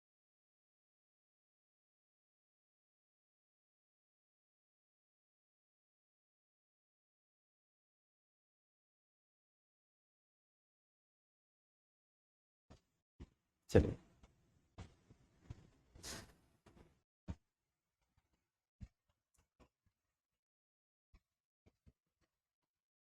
ठीक है, सबको समझ में आया? अब आइए बच्चे, ठीक है, अब हम क्वेश्चंस कर लेते हैं, ठीक है भाई। देखिए, मैंने पहले ही बोल दिया, जिनको पढ़ना है वो पढ़े, ठीक है, और जो जाना चाहते हैं वो चले जाओ। विनायक बैच पॉलिटी 17 तारीख, 17 तारीख, हाँ ठीक है, मतलब ये शनिवार की फाइल है, क्योंकि शनिवार को क्लास नहीं हो पाई थी। और हमने कितने क्वेश्चन देख लिए थे बताना मुझे बच्चे, हमने कितने क्वेश्चन देख लिए थे कल? हम कितने क्वेश्चंस को देख चुके थे? शायद हमने 13-14 क्वेश्चंस देख लिए थे, है ना?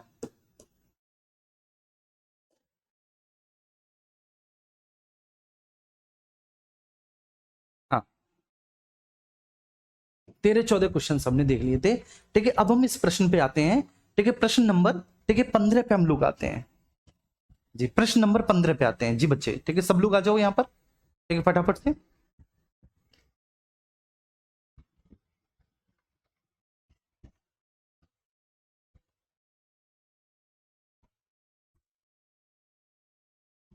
जी बेटा, बोलो बोलो बोलो बोलो बोलो। हाँ, क्वेश्चन नंबर 15, क्वेश्चन नंबर 15।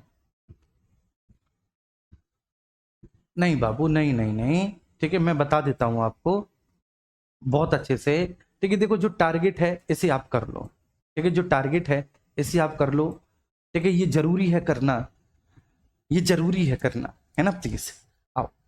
अब यहां पर देखो, लोकसभा को कार्यकाल पूरा होने से पहले भंग किया जा सकता है। जी हाँ, लोकसभा को उसका कार्यकाल, ठीक है, पूरा होने से पहले भंग किया जा सकता है प्रधानमंत्री की सिफारिश पर राष्ट्रपति के द्वारा। ठीक है ना? और इसके बारे में उल्लेख भारतीय संविधान के आर्टिकल, ठीक है, 85 क्लॉज बी में है। क्योंकि आर्टिकल 85 का संबंध किससे है? आर्टिकल 85 का संबंध है बच्चे सत्र, सत्रावसान एवं विघटन से, विघटन से, सत्र सत्रावसान एवं विघटन से इसका संबंध है मेरे प्यारे बच्चे। तो लोकसभा को कार्यकाल पूरा होने से पहले भंग किया जा सकता है। जी हाँ, बिल्कुल, प्रधानमंत्री की सिफारिश पर राष्ट्रपति के द्वारा ऐसा किया जा सकता है बच्चे। कब? ठीक है, कब वे ऐसा कर सकते हैं? जब या तो मंत्रिपरिषद ने लोकसभा में बहुमत खो दिया हो मेरे प्यारे बच्चे। ठीक है, तो बड़ी स्वाभाविक सी बात है, तो इसलिए वो कर सकते हैं। या फिर मान के चलिए मेरे प्यारे बच्चे, ठीक है, एक तो मंत्रिपरिषद ने लोकसभा में बहुमत खो दिया है, तब वे बोल सकते हैं।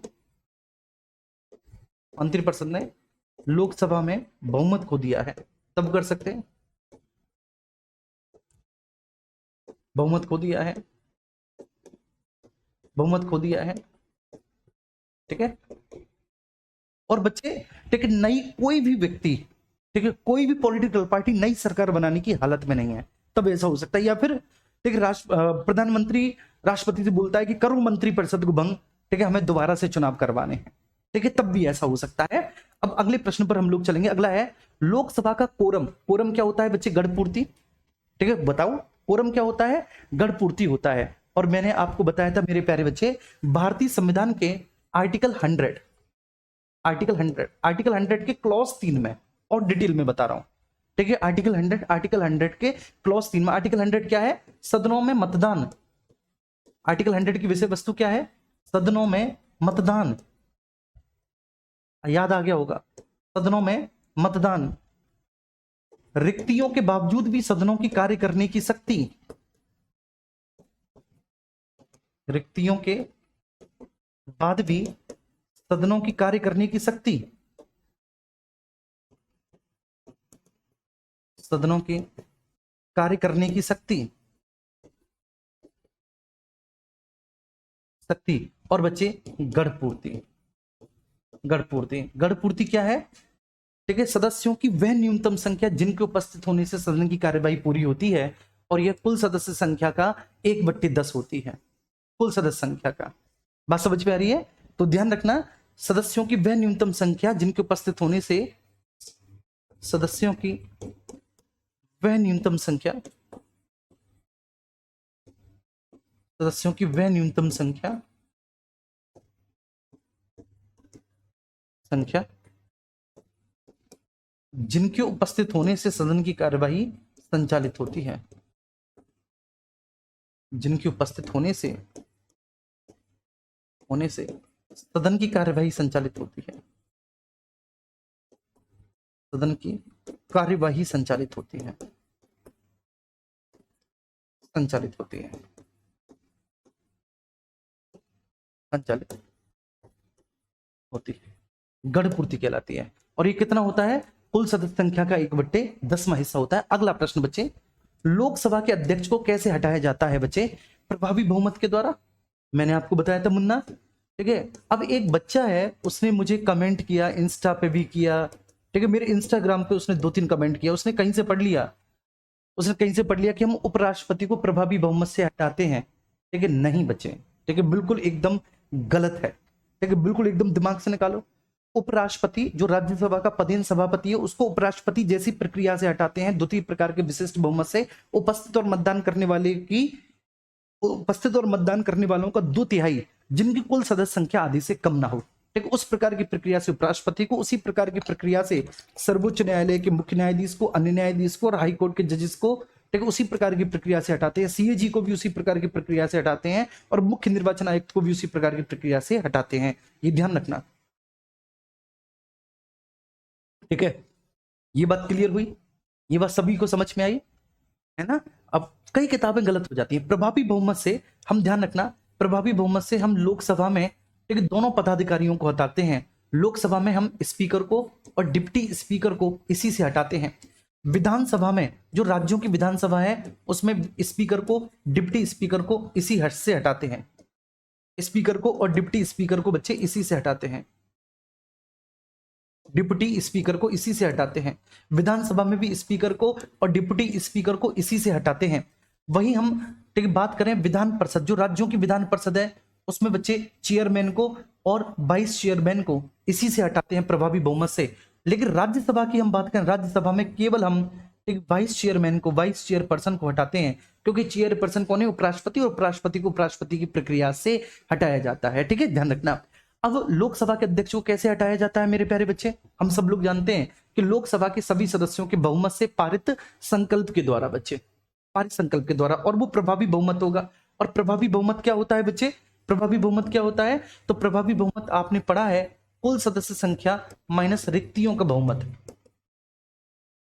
कुल सदस्य संख्या माइनस रिक्तियों का बहुमत, माइनस रिक्तियों का बहुमत। इस प्रकार की प्रक्रिया के द्वारा लोकसभा के अध्यक्ष को उसके पद से हटाया जाता है, सभी सदस्यों। अच्छा, संकल्प, ठीक है। अब ये जो बच्चे संकल्प देना होगा, इसकी सूचना उसको 14 दिन पहले देनी होती है। जब आप संकल्प प्रस्ताव लेकर आएंगे, तो आप सब लोग जानते हैं कि संकल्प प्रस्ताव की सूचना आप कितने दिन पहले देंगे? आप 14 दिन पहले देंगे। आप हीरो हैं पॉलिटी के, विश्वास मानिए, आप हीरो हैं पॉलिटी के मेरे प्यारे बच्चे, ठीक है। हाँ, लेकिन एक बात, हाँ देखो बेटा, लोकसभा के अध्यक्ष को हटाना है तो केवल लोकसभा में ही हटाया जाएगा, राज्यसभा का इससे कोई रोल नहीं है। ठीक है, विधानसभा के अध्यक्ष को हटाना है, केवल विधानसभा में ही प्रोसेस आएगी, राज्यसभा का कोई रोल नहीं है मेरे प्यारे बच्चे। ये तो कॉमन सेंस वाली बात है, ठीक है ना? जी हाँ। तो जिस भी सदन के पीठासीन अधिकारी को, जिस भी सदन के आप अध्यक्ष को या फिर जिस भी सदन के आप उपाध्यक्ष को हटा रहे हो, तो उसी सदन में वो प्रोसेस चलेगी। ठीक है, दूसरा सदन बच्चे उसमें क्यों फंसेगा बेमतलब के? दूसरा सदन का क्या लेना लेना, एक ना देना दो।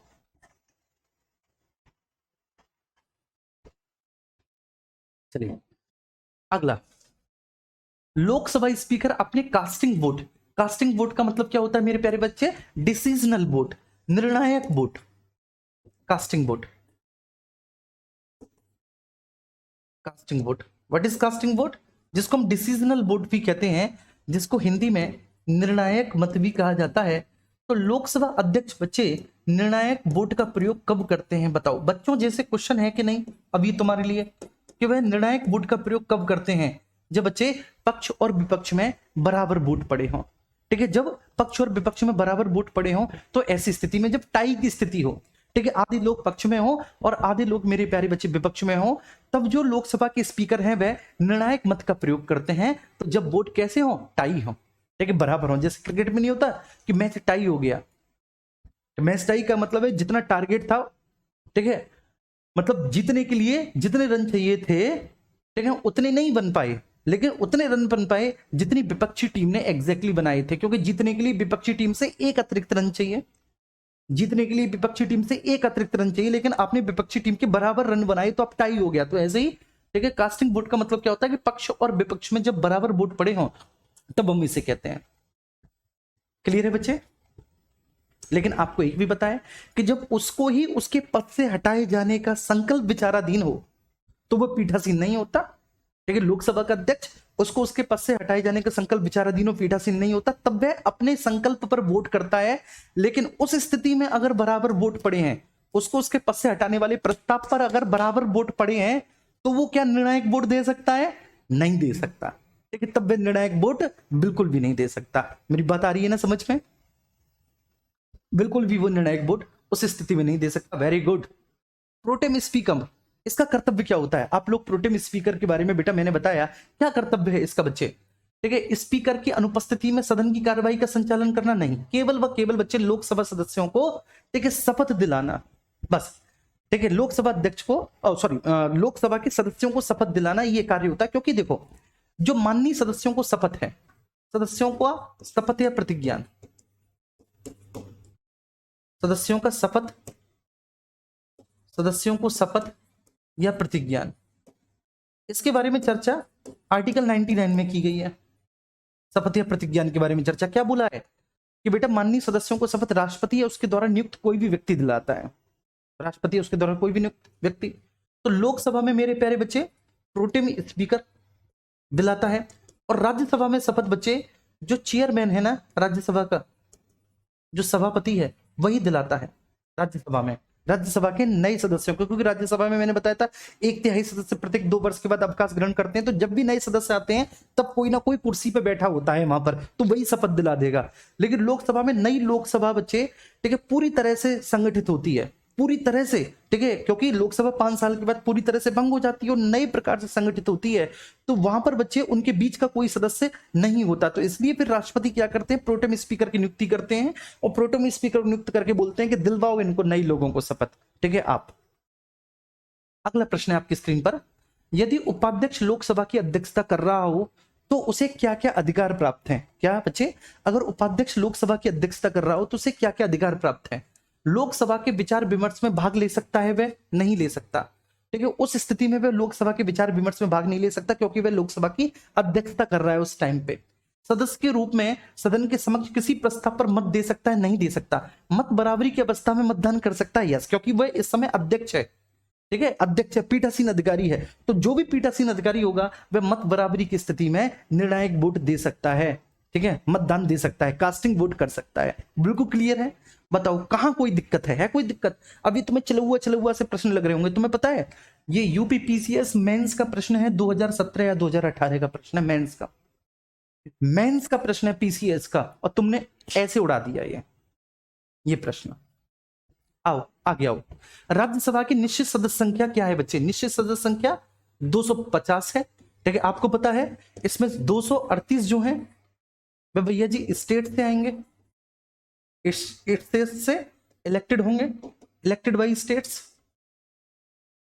इलेक्टेड होंगे स्टेट से। ठीक है ना, और बाकी के बचे हुए जो 12 होंगे वे नॉमिनेट होंगे, नॉमिनेट बाई रेसिडेंट, जो साहित्य कला विज्ञान और समाज सेवा से आएंगे, आप सब लोग जानते हो। ये विभिन्न राज्यों की विधानसभा के सदस्यों के द्वारा बच्चे चुने जाएंगे। एकल संक्रमणी मत पद्धति, आनुपातिक और अप्रत्यक्ष मतदान से इनका चुनाव होगा। ठीक है, एमएलए के द्वारा, किसके द्वारा बच्चे? Elected by MLA, elected by MLA, elected by MLA. ठीक है, ये बात आ रही है ना सभी को समझ में?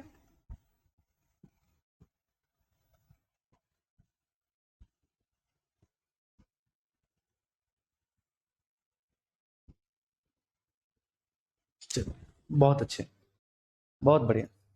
ठीक है, आई थिंक ठीक है सब कुछ क्लियर हो गया होगा। और ये इलेक्टेड बाई एमएलए है, और ये सर नॉमिनेटेड बाई प्रेसिडेंट है, नॉमिनेटेड बाई प्रेसिडेंट है। ठीक है, टोटल 250 होंगे।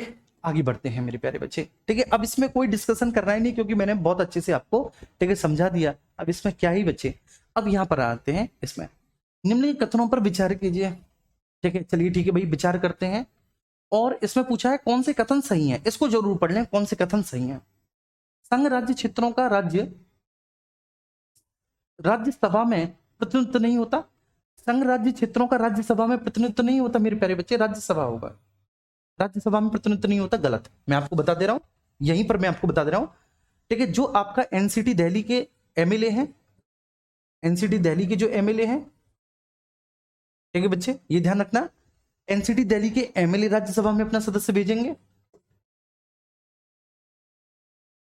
पुदुचेरी के जो एमएलए हैं वह राज्यसभा में।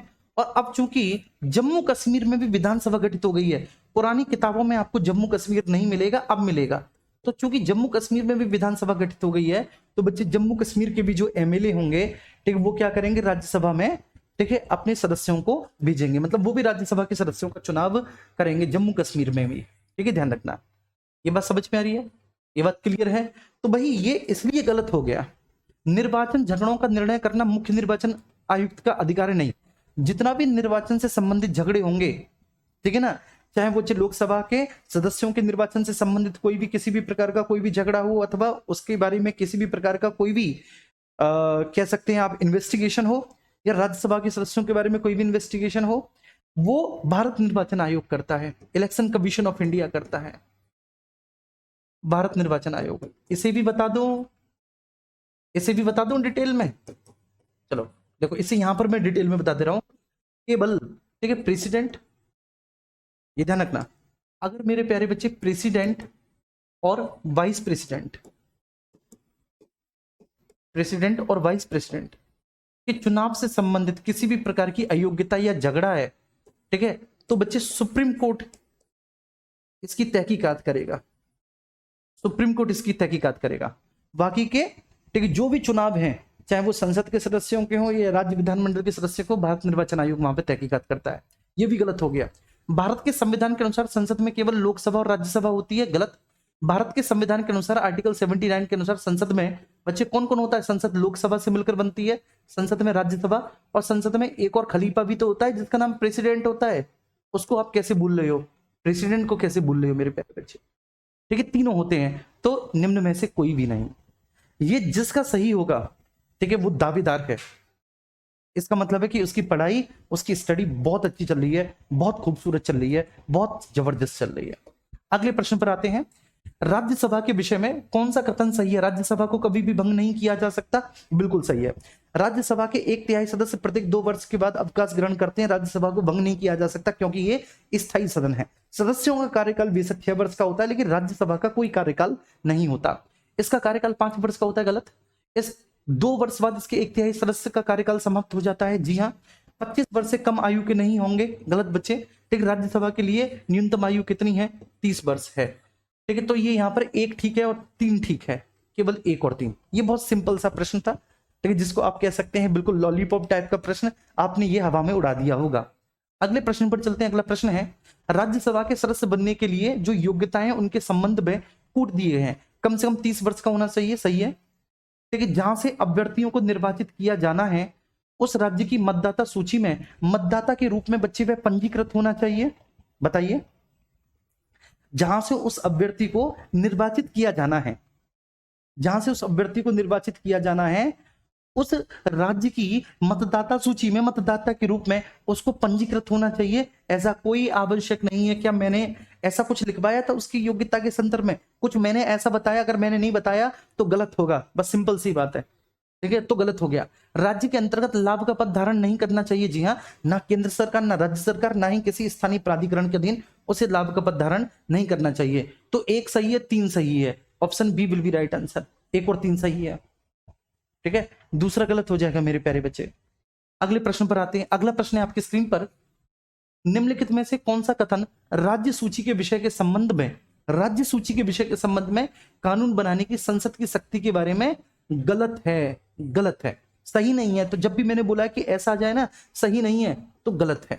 आप क्या बोलेंगे? गलत है। हालांकि ये प्रश्न मैंने अभी नहीं कराया, ये मैं आगे आपको कराऊंगा, लेकिन फिर भी आप इसे कर लोगे।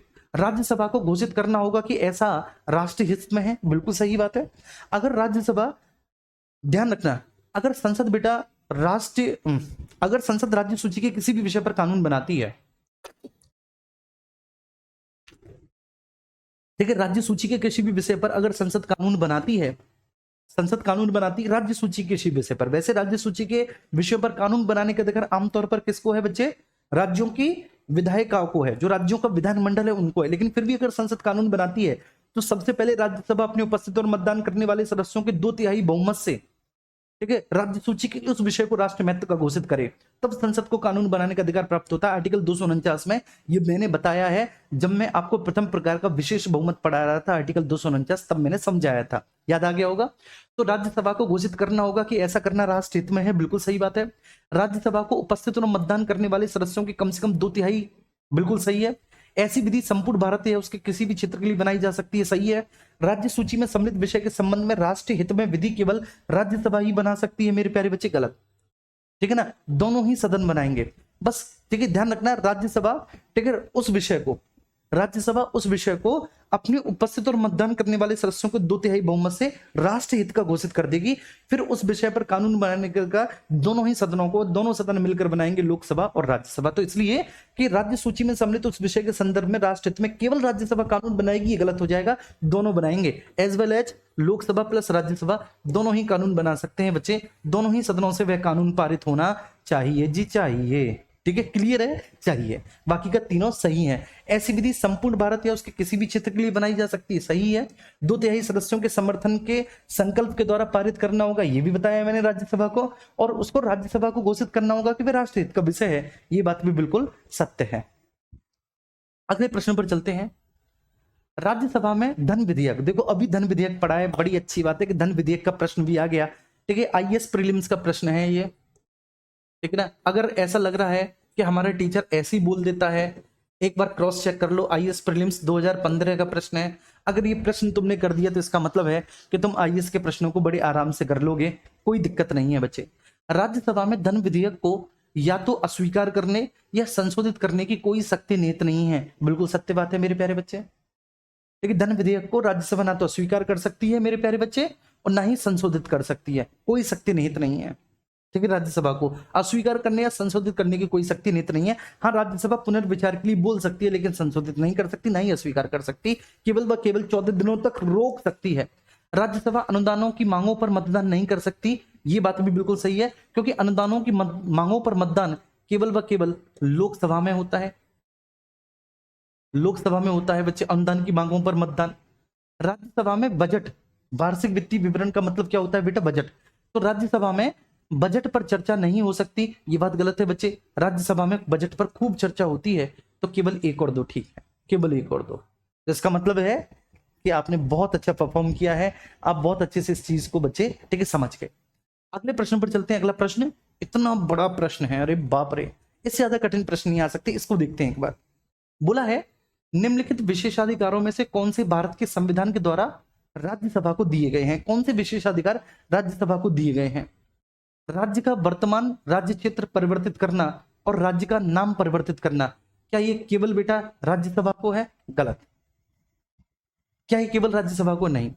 संसद को राज्य सूची में नियम बनाने और एक से अधिक अखिल भारतीय सेवाओं का आर्टिकल 249 और 312 के प्रावधान केवल व केवल राज्यसभा के पास है, और इसके अलावा और कुछ भी नहीं, ये बात बिल्कुल सत्य है, ठीक है। Option B will be right answer, ठीक है। केवल 249 और 312 के प्रावधान ही ऐसे हैं जो सबसे पहले राज्यसभा में लाए जा सकते हैं, ठीक। और एक और प्रावधान है, उपराष्ट्रपति को उसके पद से हटाए जाने का प्रस्ताव भी सबसे पहले राज्यसभा में लाया जाता है। बाकी का राज्यसभा में कुछ भी ऐसा नहीं है, ठीक, जो लोकसभा में ना हो।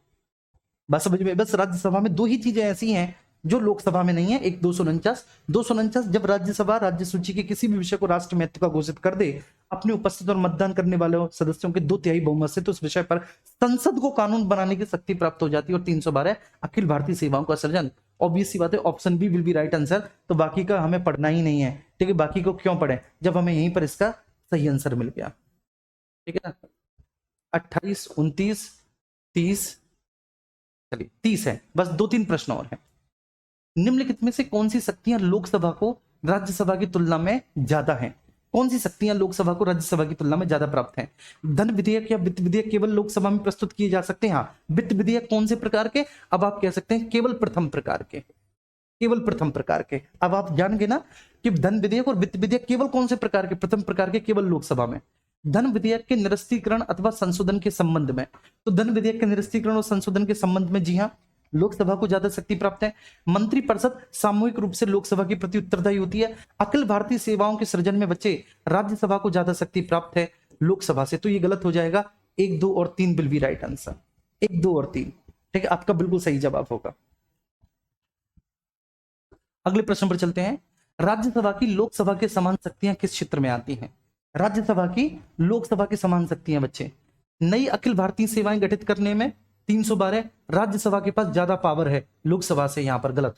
संविधान संशोधन में बेटा दोनों को समान शक्तियां प्राप्त हैं। संविधान संशोधन के संबंध में विधेयक आप चाहें तो लोकसभा में पहले ला सकते हैं, आप चाहें तो राज्यसभा में पहले ला सकते हैं, ठीक है ना बच्चे। दोनों सदनों को समान शक्तियां प्राप्त है, कोई भी सदन अस्वीकार नहीं कर सकता। अगर अस्वीकार कर दिया तो विधेयक गिर जाता है। मैंने बताया कि बेटा अगर अस्वीकार कर दिया तो विधेयक क्या होगा, विधेयक गिर जाएगा, सत्यानाश हो जाएगा विधेयक का, ठीक है। इस पर कभी भी मेरे प्यारे बच्चे, ठीक है ना, संयुक्त अधिवेशन नहीं आता। निम्नलिखित कथनों पर विचार कीजिए। राज्यसभा का सभापति अथवा उपसभापति उस सदन के सदस्य नहीं होते, गलत।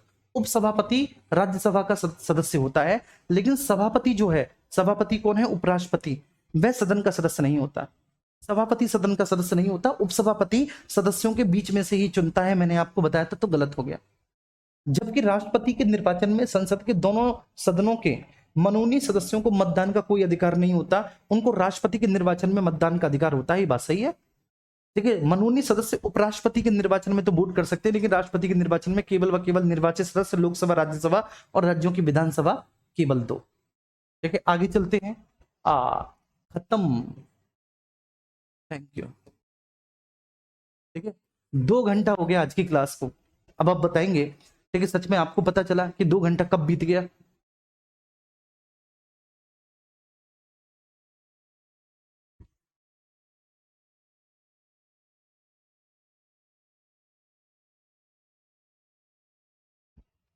चलो मन्ना, ठीक है, पता चला 2 घंटा कब बीत गया, पता ही नहीं चला। तो ये आज का टारगेट था, आज का टारगेट हमने क्लियर कर लिया।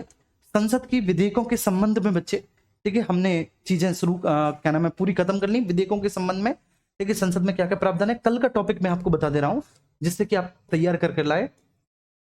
हम कल संसदीय प्रक्रिया एवं कार्यवाही, संसदीय प्रक्रिया एवं कार्यवाही, ठीक है, इसको पढ़ेंगे, ठीक है, जिसमें हम आपको प्रश्नकाल, शून्यकाल, ठीक है, तारांकित प्रश्न, अतारांकित प्रश्न, ठीक है, ये कल का टॉपिक है। आप थोड़ा सा पढ़ के आना, विनायक 1.0 में से पढ़ लेना, मेरे जो लेक्चर पढ़े होंगे वहां से पढ़ लेना, ठीक है जी। थैंक यू मुन्ना, थैंक यू सो मच, ठीक है। ढेर सारा प्यार आप सभी को, ढेर सारा प्यार मुन्ना, ऐसे ही पढ़ते रहो, ठीक है, खूब बढ़िया तरीके से पूरे मन लगा के। ध्यान रखना बच्चे, मम्मी पापा बस आपको सफल होते हुए देखना चाहते हैं, और उनकी कोई खास आपसे उम्मीद है नहीं। वो आपके रुपयों पर पलना नहीं चाहते, वो ये नहीं चाहते कि आप, ठीक है ना जी, वो बस केवल व केवल आपको सफल होते हुए देखना चाहते हैं। आप सफल हो जाओ, एक मम्मी पापा की एक यही दिली ख्वाहिश होती है। सबसे ज्यादा शायद वो खुश होते हैं। दूसरा व्यक्ति उनके बाद, ठीक है, आपका गुरु होता है। तीसरे पे आते हैं जो प्रेमी और प्रेमिका होते हैं, वो तीसरे नंबर पे हैं। गुरु दूसरे पे है, पहले पे माता पिता है, ठीक है। लव यू ऑल, ढेर सारा प्यार सभी को।